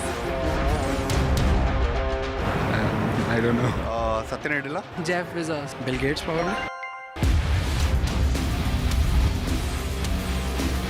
Nehru Place. Saket. Saket. Mumbai.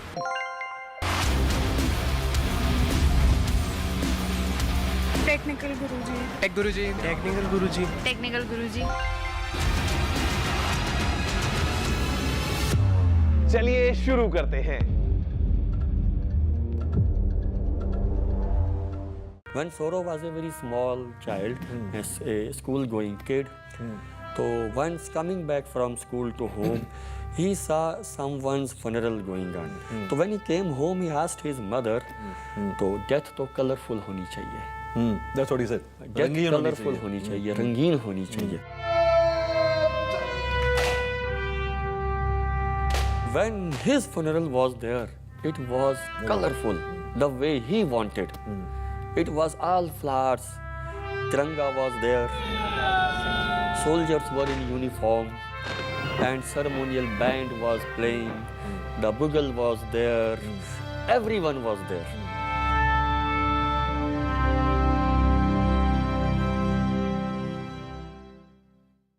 It's undeniable. We're facing the crisis of the generation, climate change, and it's happening. Not in some far-off distant land or some millions of years away. It's happening now. And it affects everything we know and love. Information around climate change can often feel too distant, too jargony, too scary, too anxiety-filled, too technical, or too political. I'm here to change that. The Climate Explainers, part of NDTV's 6-month-long campaign, building a blueprint for climate action. The climate clock is ticking, but we're just in time.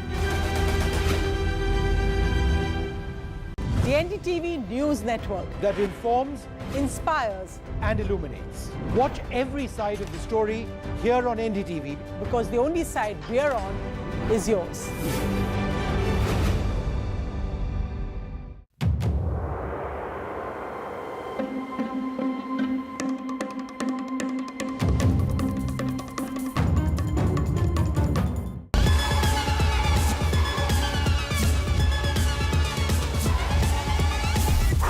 That was fast, right? But tech is evolving even quicker than our abilities to adapt. And that's how I like to roll.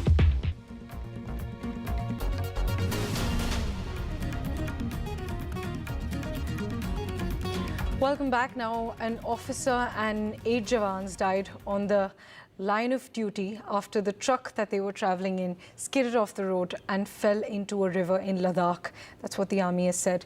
These are the pictures of the 8 soldiers and the 1 junior commissioned officer, all of whom have lost their lives. The army put out these pictures saying that we salute our brave hearts who lost their lives on the line of duty. 1 more jawan is undergoing treatment and his condition is critical. The Prime Minister, Defence Minister and the Home Minister also put out posts giving condolences to the bereaved families.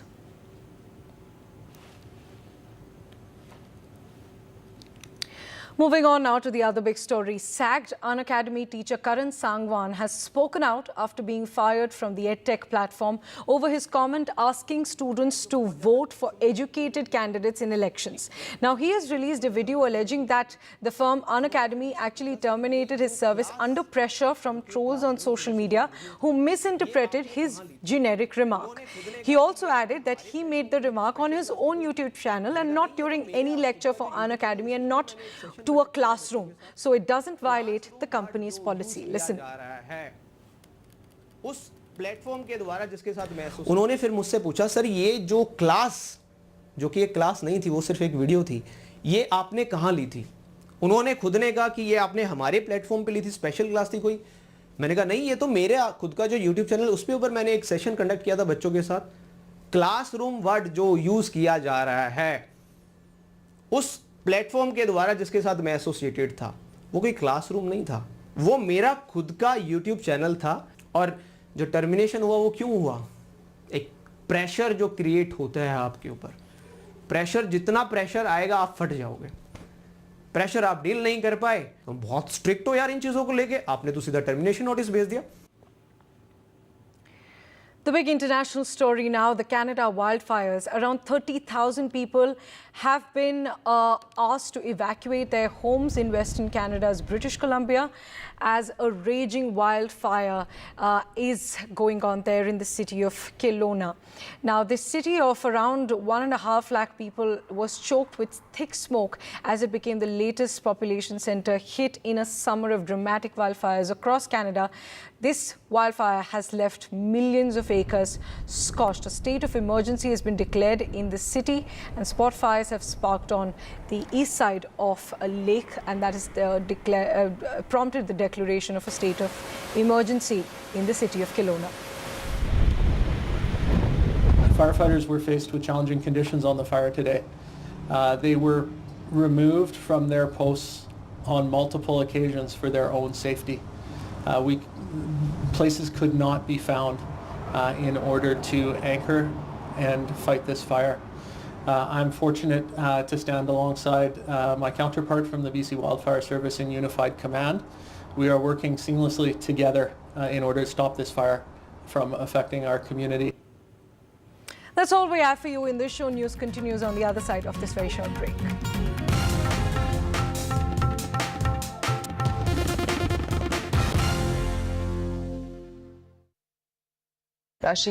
When there's too much talking but very little being said, too many voices but hardly any being heard, you turn to a show that puts you front and center.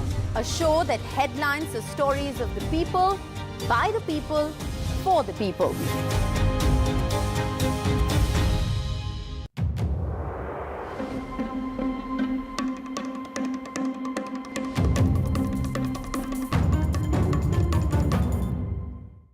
From breaking news to in-depth analysis, Covering the latest developments Across politics, business and technology. bringing you stories that shape our nation and the world.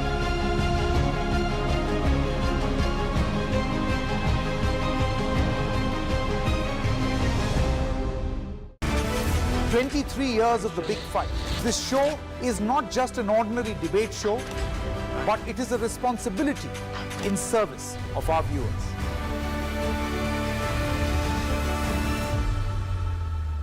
NDTV for news you can trust. No sensationalism, no ugly debates, no agenda. We strive to be transparent and unbiased in our reporting so you can get news that you can rely on.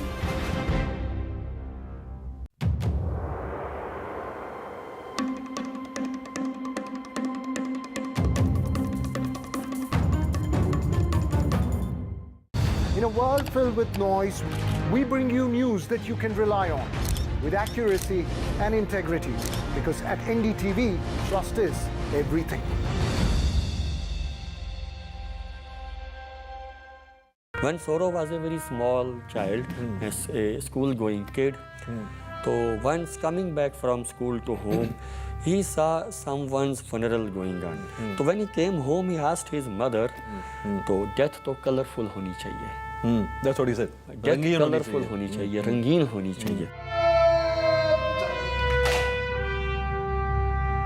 When his funeral was there, it was colorful, the way he wanted.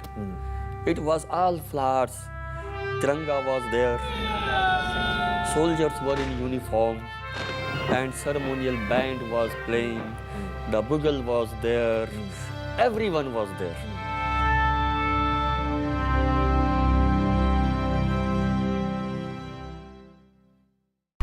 A debate has many facets, perhaps no one right answer. Left, right and center. Conversations that get to the core of the debate.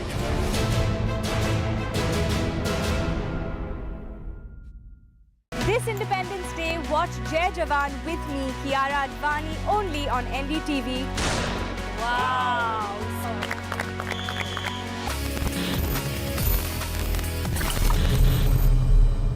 Hello guys, welcome back to another fresh episode of your favorite show about tech, which is Tech with TG, जहाँ पे हम बात करते हैं take दुनिया में एकदम deep dive लेते हुए, going beyond the world of gadgets and talking about actual technology. And जहाँ पे हम बात करते हैं टेक की, I think one thing which is common in whatever technology you talk about is data.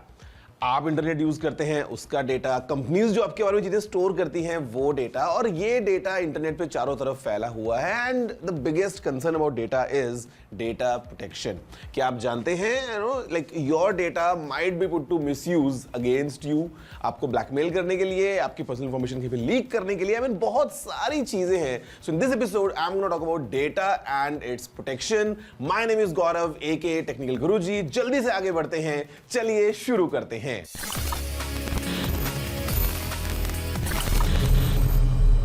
Now guys, when we talk about data protection, आपके दिमाग में क्या आता है? Like if you talk about protection of your house, of or maybe your valuables, तो हम क्या करेंगे? हम एक ताले के पीछे चीजें छुपा के रखेंगे. But data को आप ऐसे protect नहीं कर सकते. To protect data, it involves a lot of legal framework, a lot of technical expertise, a lot of kind of regulations in place just to make sure that the data which contains kind of let's say sensitive information या फिर आपकी personal information वो कहीं बाहर leak ना हो या फिर गलत हाथों में ना जाए. So let's go through some of the key aspects about this data protection.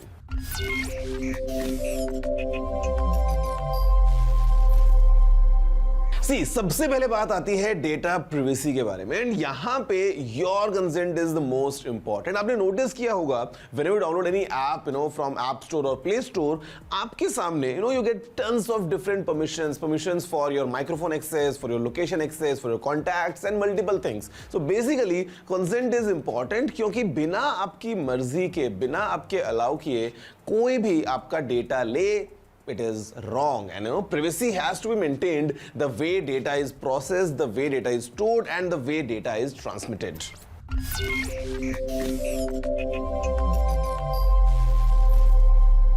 Okay, so now comes data security, which means कि एक बार डेटा आ गया, consent दे दी गई थी, and how to protect that data. आपने अक्सर सुना होगा about the various data breaches कि डेटा कहीं से लीक हो गया है या कहीं डेटा बाहर पब्लिक पे निकल गया है. Now to control that, we need to have a very strong encryption method. उसके साथ में usage of access control systems, firewalls and multiple other things just to make sure that the data is protected, it's completely secure.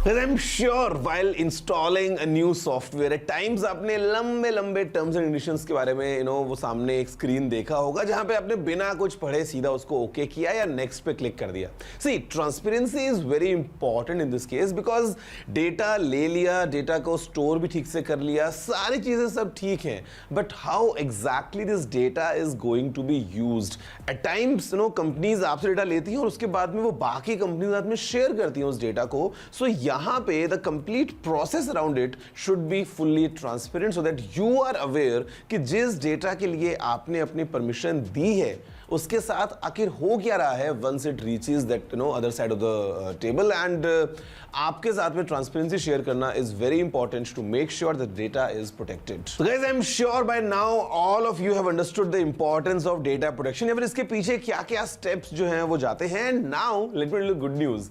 Finally, in India, we have our own Digital Personal Data Protection Bill in action, shortly termed as DPDP Bill. And now it's time to go go meet someone जिन्होंने पिछले काफी time से इस चीज के ऊपर काम किया है, and you know his efforts finally led to this bill which is now in action. Guys, time now to go meet Mr. Rajiv Chandrasekhar and straight away hear from him कि आखिर उनका क्या कहना है about data protection. चलिए शुरू करते हैं.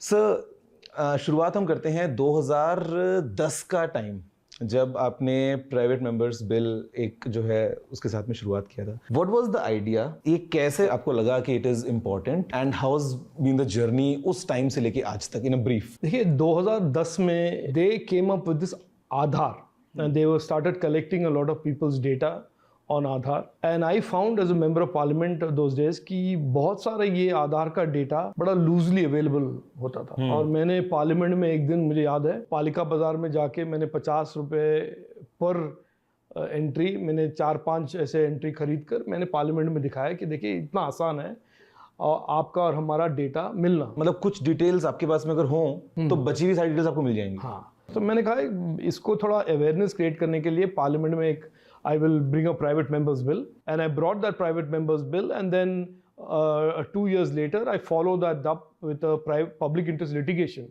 in the Supreme Court, along with a few other people from Bengaluru, Justice Puttaswamy and Colonel Matthew and so on and so forth. So one example would want to take from you, because मैं जब at times guys, you know, whenever I speak to you, मैं जब भी बात करता हूँ subscribers से, अपने व्यूअर्स से ना, तो एक कॉमन जो थॉट निकल के आता है वो ये कि मेरे डेटे का कोई क्या ही करेगा. So individually मेरा डेटा जो है वो किसी के लिए क्या ही जरूरी होगा. If you can, you know, put in some light, sir, कि मतलब how serious of an issue it is that you need to be, you know, kind of in charge of your data. Very good question, and I think it's very relevant because the whole argument was मैं तो एक छोटा आदमी हूँ या छोटा व्यक्ति हूँ, मेरे डेटा से क्या बड़ा मुसीबत है. किसी को, मुझे तो कुछ प्रॉब्लम नहीं है. You may think कि मैं छोटे शहर से हूँ, I'm from a small town, what does it matter? But it does matter. It is the same way of saying, why do I think a constitutional right to free speech is important?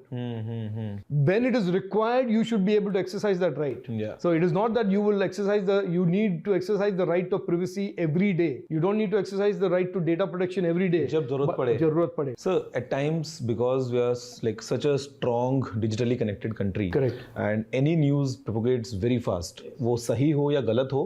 So how strong of a control would we have over fake news with this bill? Is there any provision? So let me just say this, that this bill, the Digital Personal Data Protection Bill, is the first sort of a marker on the ground that the Prime Minister wants in terms of legislation for the India decade for a $1 trillion digital economy. इसके बाद बहुत जल्द एक हम law लेकर आएंगे called Digital India Act. Okay. उसमें जो सेफ्टी और ट्रस्ट का इश्यूज है, जो आपने कहा फेक न्यूज हो, हेट स्पीच हो, डॉक्सिंग हो, गैस लाइटिंग हो, all those issues are going to be addressed in the Digital India Act, which very soon, before the end of August, we will start consultation as a final draft. And we think between these two bills, the framework of 120 crore Indians using the internet with safety, with trust, knowing fully well कि कोई भी कुछ harm करता है, crime करता है, उसके नतीजे होंगे, there will be consequences.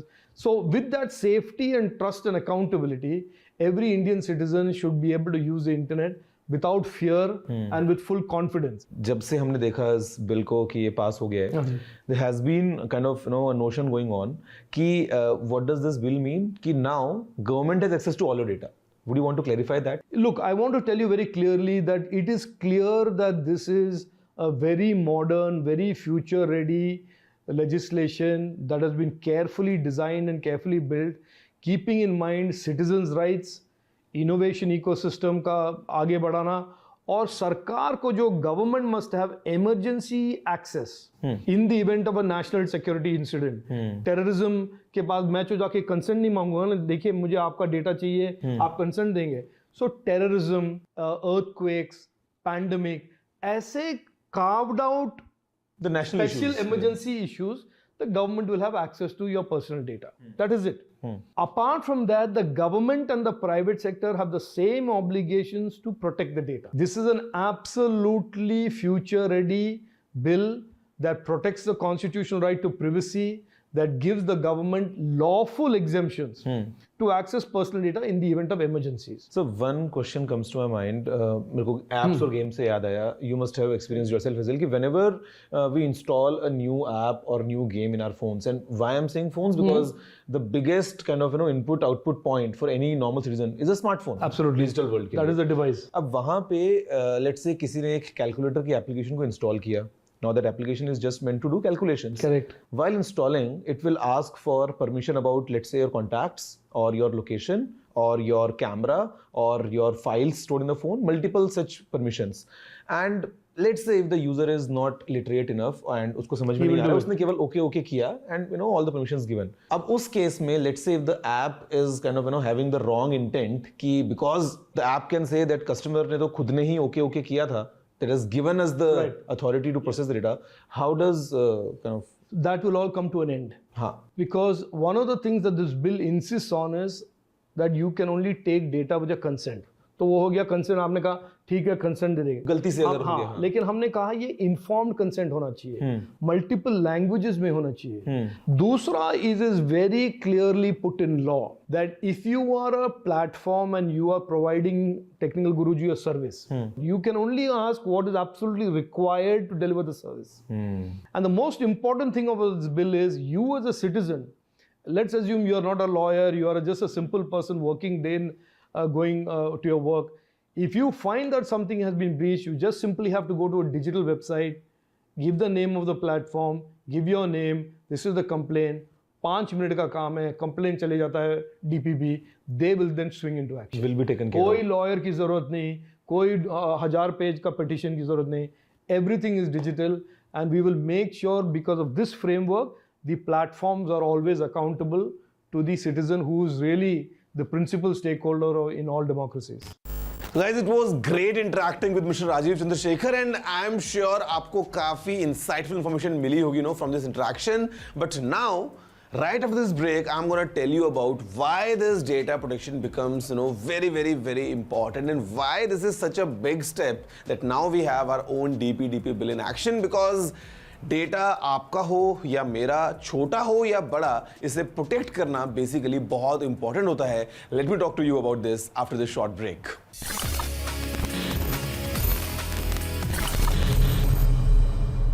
Several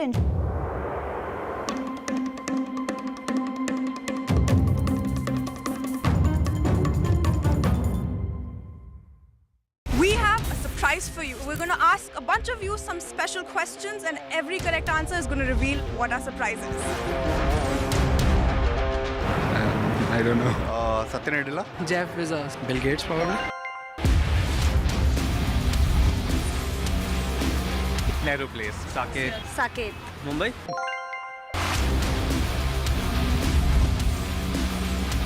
Technical Guruji. Tech Guruji. Technical Guruji. Technical Guruji. चलिए शुरू करते हैं.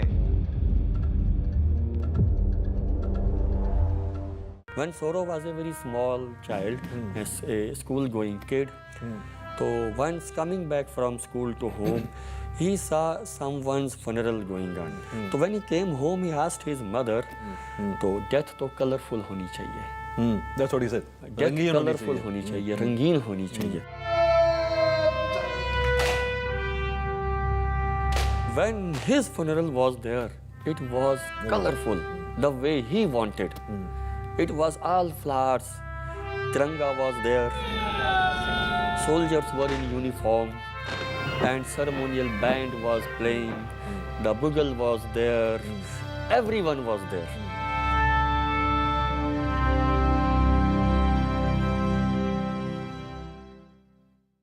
It's undeniable. We're facing the crisis of the generation, climate change, and it's happening. Not in some far-off distant land or some millions of years away. It's happening now. And it affects everything we know and love. Information around climate change can often feel too distant, too jargony, too scary, too anxiety-filled, too technical, or too political. I'm here to change that. The Climate Explainers, part of NDTV's 6-month-long campaign, building a blueprint for climate action. The climate clock is ticking, but we're just in time.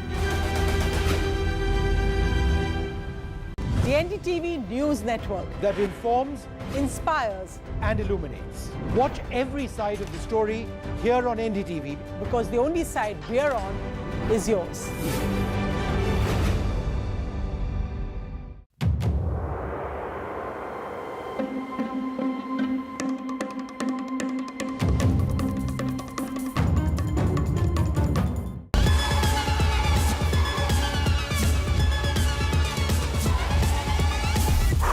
That was fast, right? But tech is evolving even quicker than our abilities to adapt. And that's how I like to roll. Technology तो आप सभी के पास है, but what you need is everything else. मेरा नाम है गौरव और अब मैं आ गया हूँ NDTV नेटवर्क पे हर रोज हर हफ्ते अब आपके और पास. Go beyond the now. When there's too much talking but very little being said, too many voices but hardly any being heard, you turn to a show that puts you front and center. A show that headlines the stories of the people, by the people, for the people.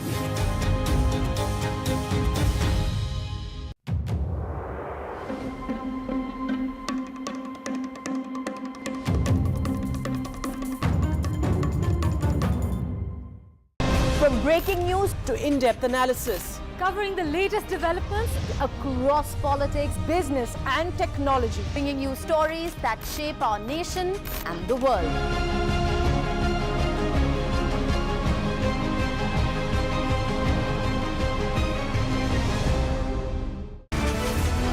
Years of the big fight. This show is not just an ordinary debate show, but it is a responsibility in service of our viewers.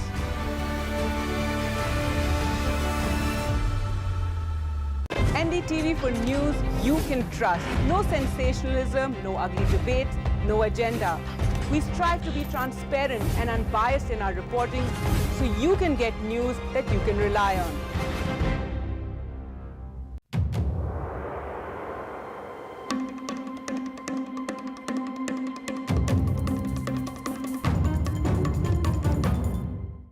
In a world filled with noise, we bring you news that you can rely on with accuracy and integrity.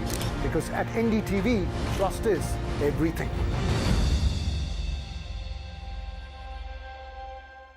When Saurav was a very small child, a school-going kid, so once coming back from school to home, he saw someone's funeral going on. So when he came home, he asked his mother, तो death तो colorful होनी चाहिए. That's what he said. Death रंगीन होनी colorful चाहिए. होनी चाहिए, रंगीन होनी चाहिए. When his funeral was there, it was colorful, the way he wanted. It was all flowers. Tiranga was there. Soldiers were in uniform. And ceremonial band was playing. The bugle was there. Everyone was there.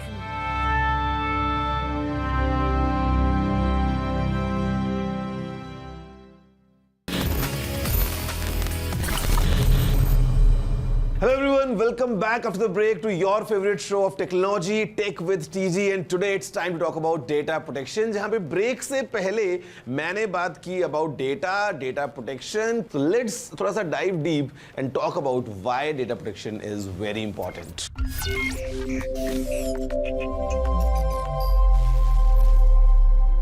So to begin with, the first thing is privacy preservation. I mean, आप नहीं चाहेंगे that your personal or sensitive information कहीं किसी गलत हाथ में चली जाए. And if the data is not protected or if it's not protected the right way, I must tell you, ये चीजें होना बहुत common है. You know, basic चीजें like your email, your phone number, your address, your full name, your picture, अगर ये कहीं किसी गलत हाथों में चली जाएं as a complete data set, you can imagine कि कितना ज़्यादा लॉस हो सकता है आपको from various different angles. And अभी with the data protection I think ये इंश्योर करता है कि जो आपकी प्राइवेसी है वो प्रिजर्व्ड रहती है, so that it is very important for you.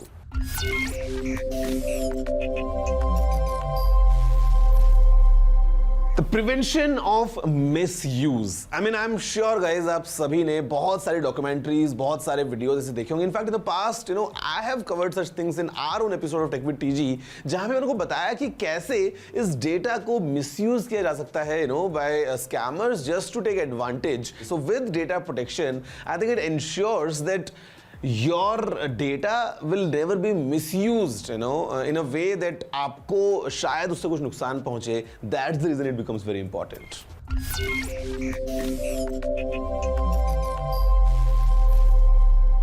Now guys, data protection becomes very important for big organizations as well because they would want to have the reputation all clean and they would want to have कि जो customers हैं उनके साथ एक अच्छा trust वो build कर पाएं. And as a customer, as a user, I know कि आपके दिमाग में भी you have got to know different tiers कि हाँ ये कंपनी या ये ऐप या ये जो ऑर्गेनाइजेशन है ये डेटा को ठीक से प्रोटेक्ट करती है या फिर इसकी रेपुटेशन अच्छी है. So at the end, data protection definitely becomes very important for all these big organizations to make sure that in the market their trust and their reputation is going right on top. Otherwise, अगर data leak होगा, so you know the kind of impact it gives on their reputation.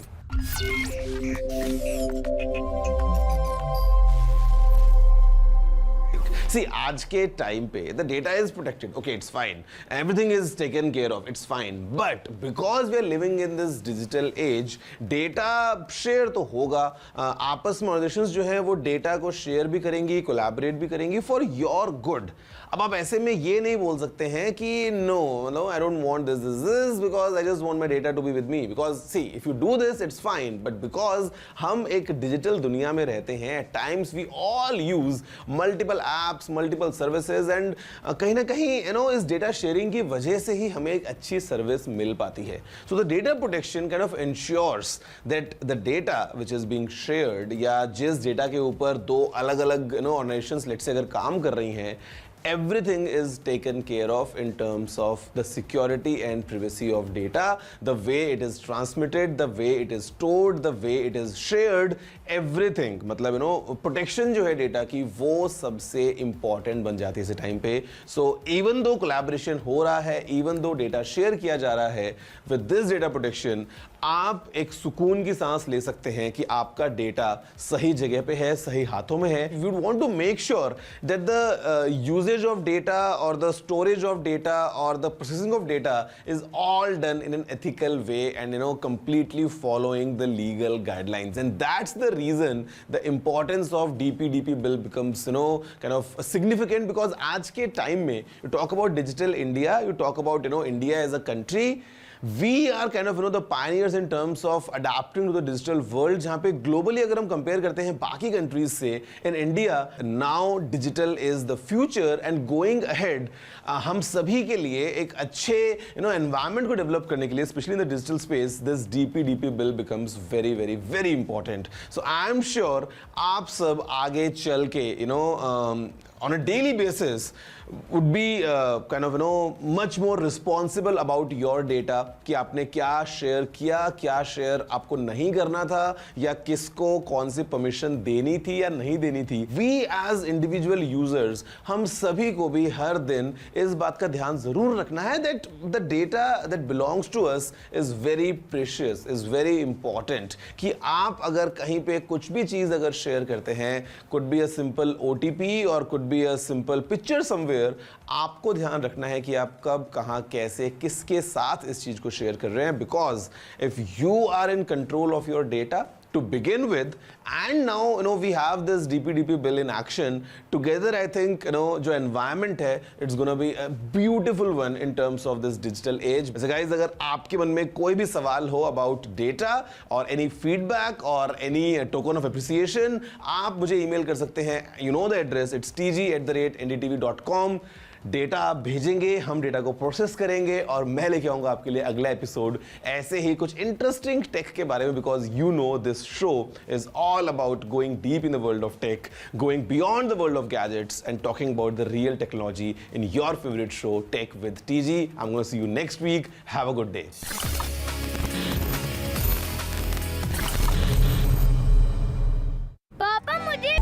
A debate has many facets. Perhaps no one right answer. Left, right and center. Conversations that get to the core of the debate.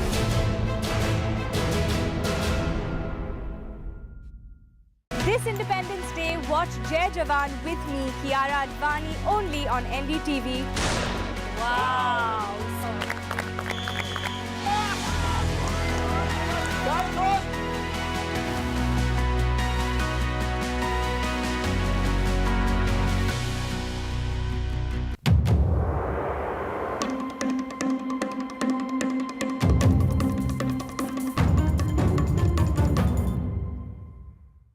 We have a surprise for you. We're going to ask a bunch of you some special questions, and every correct answer is going to reveal what our surprise is.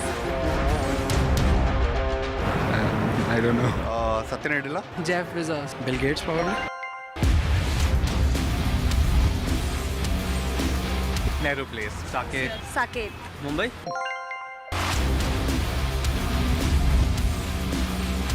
Technical Guruji. Tech Guruji. Technical Guruji. Technical Guruji. चलिए शुरू करते हैं। When Soro was a very small child, a school-going kid, so once coming back from school to home, he saw someone's funeral going on. So when he came home, he asked his mother, "तो death तो colorful होनी चाहिए." That's what he said. Death colorful होनी चाहिए, रंगीन होनी चाहिए.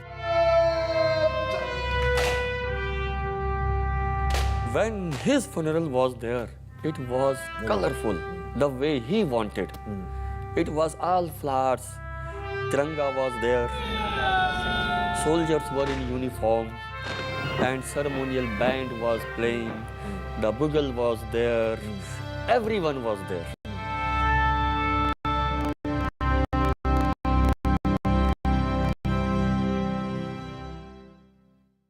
It's undeniable.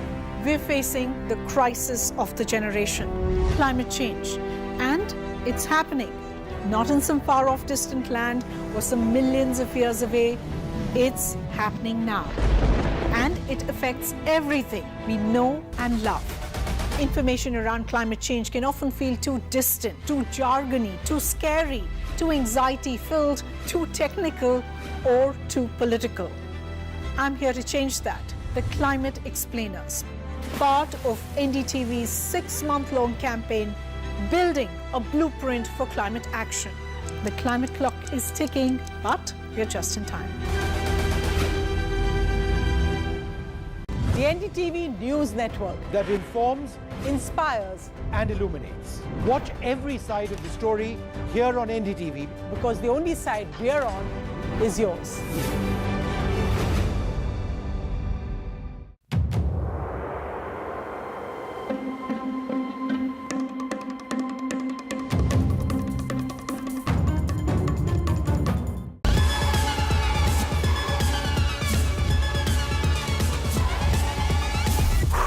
That was fast, right? But tech is evolving even quicker than our abilities to adapt, and that's how I like to roll. Technology तो आप सभी के पास है, but what you need is everything else. मेरा नाम है गौरव और अब मैं आ गया हूँ NDTV नेटवर्क पे हर रोज हर हफ्ते अब आपके और पास. Go beyond the now. When there's too much talking but very little being said, too many voices but hardly any being heard, you turn to a show that puts you front and center. A show that headlines the stories of the people, by the people, for the people.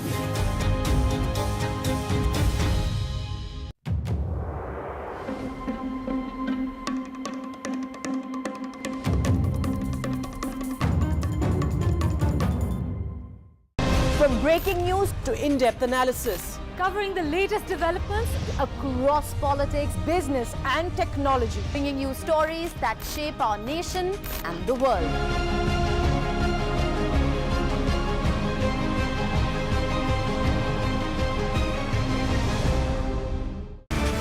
23 years of the big fight. This show is not just an ordinary debate show, but it is a responsibility in service of our viewers.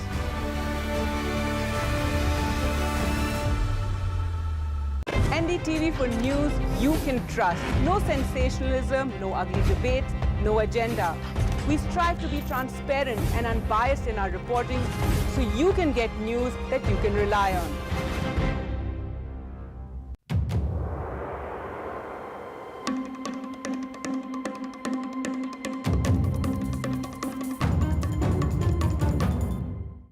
In a world filled with noise, we bring you news that you can rely on with accuracy and integrity.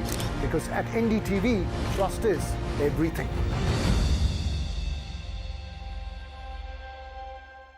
When Saurav was a very small child, a school-going kid, so once coming back from school to home, he saw someone's funeral going on. So when he came home, he asked his mother, तो death तो colorful होनी चाहिए. That's what he said. Death colorful होनी चाहिए, रंगीन होनी चाहिए.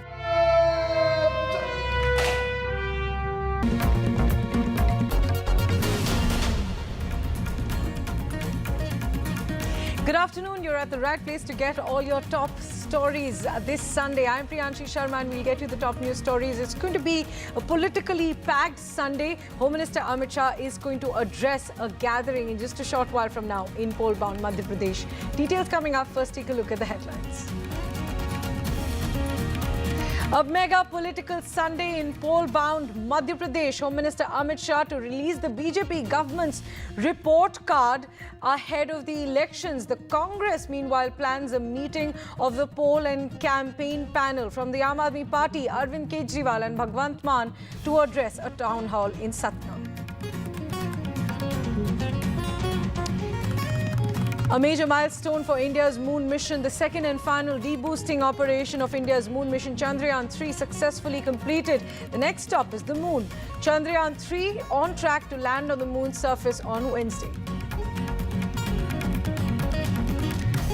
Russia's Luna 25 faces an emergency ahead of the moon landing. An emergency situation disrupted the mission's pre-moon landing maneuver and the lander failed to enter the pre-landing orbit. A horrific murder from Uttar Pradesh, a Muslim couple beaten to death with iron rods and sticks by Hindu neighbors over their son's affair with the daughter of one of the accused. 3 people arrested by the Sitapur police. A shocking case from the national capital, a POCSO case registered against the Delhi Women and Child Department deputy officer. The senior Delhi officer allegedly raped his friend's teen daughter many times from 2021 to 2020 to 21, after which the victim even got pregnant and the officer's wife allegedly helped abort the child. A massive AIADMK show of strength in Madurai, EPS's first mega event after becoming the AIADMK chief. Show of strength at his rival OPS's stronghold after expelling him from the party last year.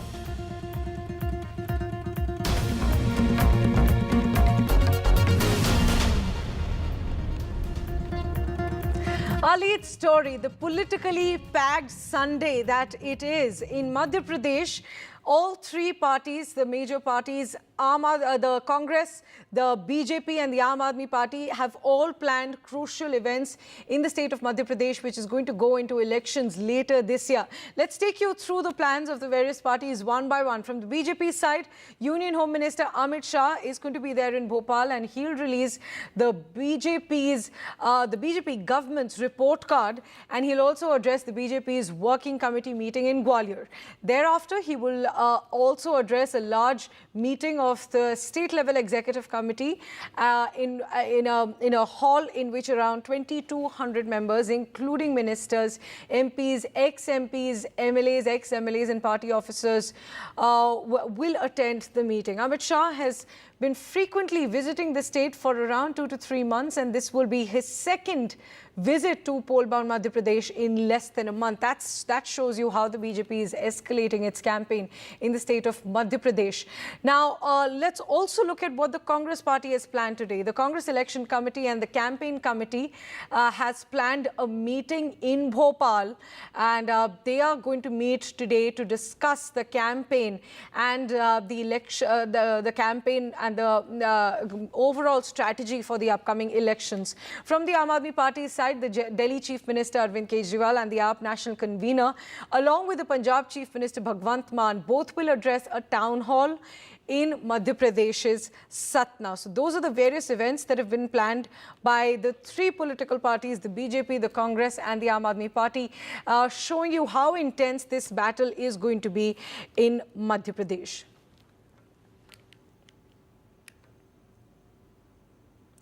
And now to a horrific case of rape from the national capital. The Deputy Director of the Women and Child Development Department of the Delhi government has been accused of raping a 14-year-old girl. The Deputy Director has been accused of raping his friend's daughter for several months.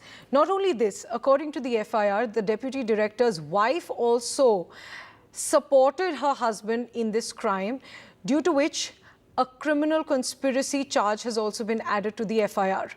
Now, what are the details of this case? In the year 2020, the victim's father died, after which the victim was upset and the Deputy Director brought the victim to his house. Now, the allegation is that the accused Deputy Director then raped the 14-year-old victim several times from 2020 to 2021. And not just this, when the victim became pregnant after being repeatedly raped by this officer, she told the Deputy Director's wife. And then the wife advised her to not let the matter go anywhere, and he asked for a medicine, and then she gave the little girl a medicine to abort the child. The victim is currently admitted in a hospital and her treatment is underway. My colleague Mukesh gets us more details. This is clearly a show of strength by AIADMK Chief EPS.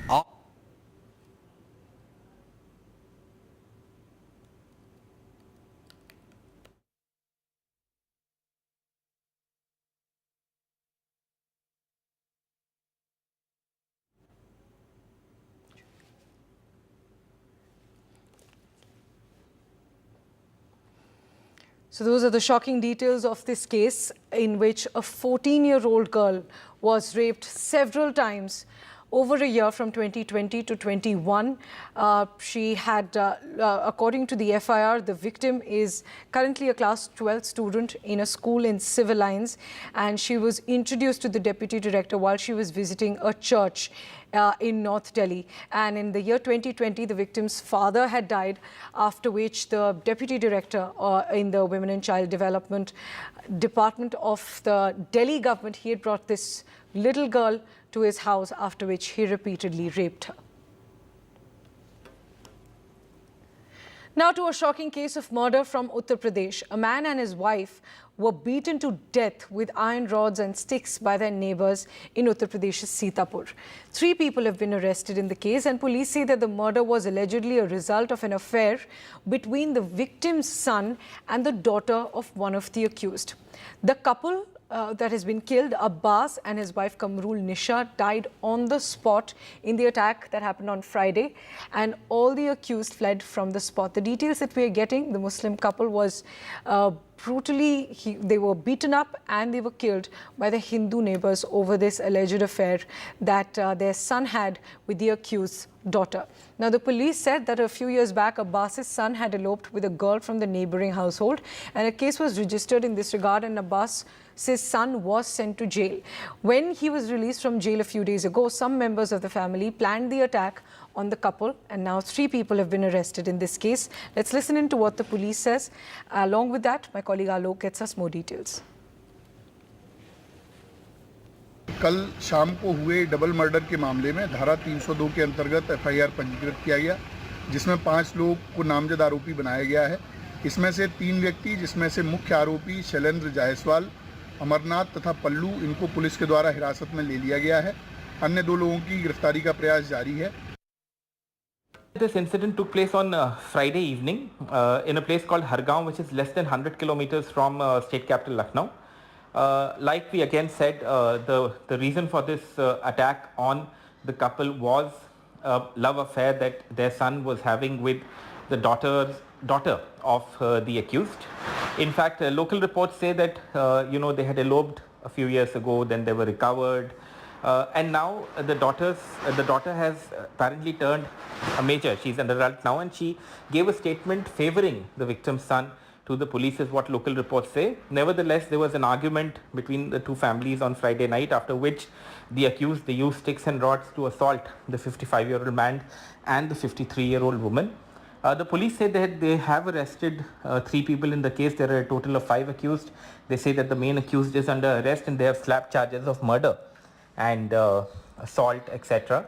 against the accused, and they are making an effort to arrest the other people. And more shocking cases from several other parts as well. In Tripura, a young woman and a married man both were tied together to an electric pole and publicly humiliated in this bizarre incident. Now, this happened in Belonia in Tripura, and the incident, as you can see, a man and a woman both tied to a pole, and they were humiliated and they were assaulted by the local residents all over an alleged extramarital affair. The incident occurred on Saturday, and according to the accounts that we're getting, a married man and a father of 2 was found to be engaged in a romantic relationship with a 20-year-old woman from the same area. And the young woman resided with her elder cousin, brother and his wife. So allegedly, they were caught by a group of local residents earlier in the day, and both were subjected to this form of impromptu public trial through a kangaroo court, during which they were tied to an electric pole. And in the midst of this, the police arrived on the scene and ultimately intervened to release the 2, though none of the parties involved, including the injured man and the woman, have filed any formal complaints, though the police have registered a case and an investigation is underway.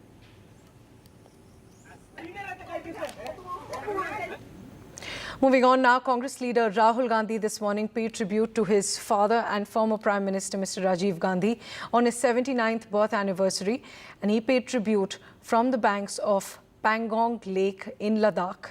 Rahul Gandhi had embarked on a bike ride to Pangong Lake in Ladakh yesterday, and today he paid tribute to his father and the former Prime Minister of the country. Yesterday he set off on this bike ride. You can see he was riding a KTM 390 Adventure along with other riders. This is Rahul Gandhi's first visit to Ladakh since Jammu and Kashmir was bifurcated into 2 union territories, Ladakh and Jammu and Kashmir, following the removal of Articles 370 on August 5th, 2019. Congress leaders across the country paid tribute to the former Prime Minister. Listen in to what Rahul Gandhi said. One of my great teachers, as I think most people's fathers are.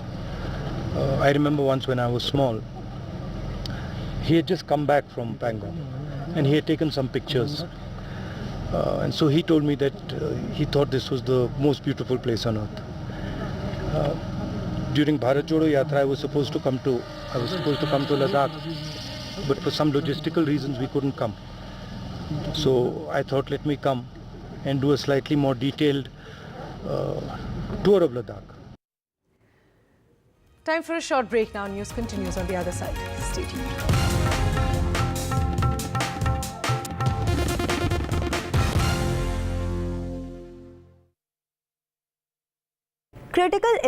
A debate has many facets. Perhaps no one right answer. Left, right, and center. Conversations that get to the core of the debate.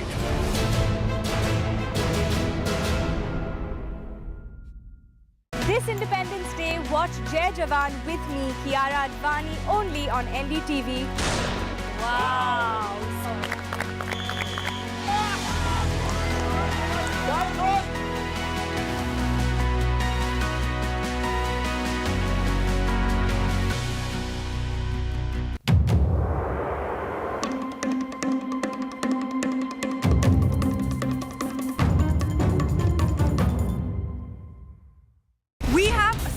For you. We're going to ask a bunch of you some special questions, and every correct answer is going to reveal what our surprise is. I don't know. Satya Nadella? Jeff Bezos. Bill Gates probably. Nehru Place. Saket. Saket. Mumbai.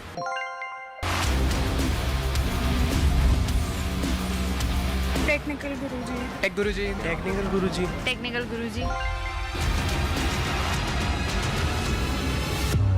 चलिए शुरू करते हैं।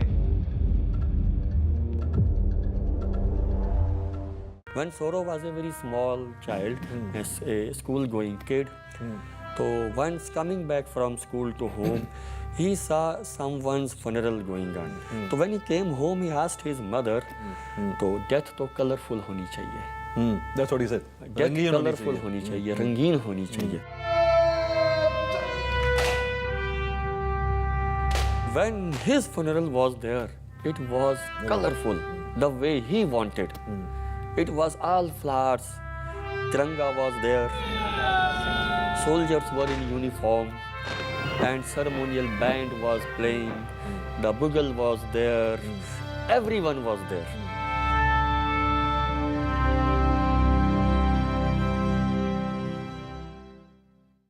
It's undeniable. We're facing the crisis of the generation, climate change, and it's happening. Not in some far-off distant land or some millions of years away. It's happening now. And it affects everything we know and love. Information around climate change can often feel too distant, too jargony, too scary, too anxiety-filled, too technical, or too political. I'm here to change that. The Climate Explainers, part of NDTV's 6-month-long campaign, building a blueprint for climate action. The climate clock is ticking, but we're just in time.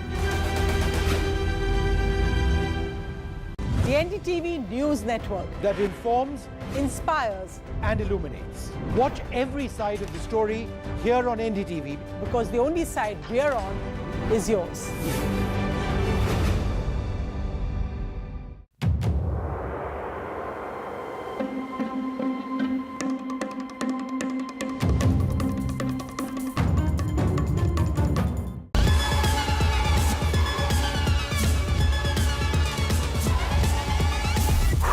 That was fast, right? But tech is evolving even quicker than our abilities to adapt. And that's how I like to roll. Technology तो आप सभी के पास है, but what you need is everything else. मेरा नाम है गौरव और अब मैं आ गया हूँ NDTV नेटवर्क पे हर रोज हर हफ्ते अब आपके और पास. Go beyond the now. When there's too much talking but very little being said, too many voices but hardly any being heard, you turn to a show that puts you front and center. A show that headlines the stories of the people by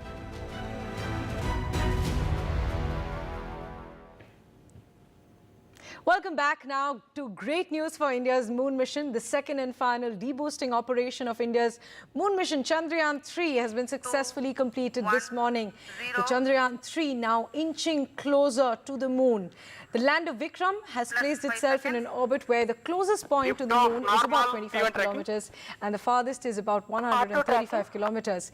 It is from this orbit that it will try a soft landing in the unexplored south polar region of the moon on Wednesday. The Chandrayaan-3 is likely to make a soft landing on the surface of the moon on Wednesday. And meanwhile, Russia's moon mission that also started around the same time and that was scheduled to actually make a landing on the moon before Chandrayaan-3, that has had a sort of an emergency or a disruption. We'll talk more about that. But first, my colleague Pallav Bagla, senior science journalist, gets us more details about this major milestone achieved by Chandrayaan-3. On August 23rd at 5:45 p.m., the landing or the soft landing is expected to take place on the lunar surface. See, Chandrayaan-3 is India's third outing to the moon, and everything in this long marathon, which started on July 14, 2023, has gone off as per plan. It was launched using the launch vehicle Mark III or the Bahubali rocket. Since then, it orbited the Earth, orbited the moon. Then now it is the closest to the moon as it can be before the soft landing is attempted. The soft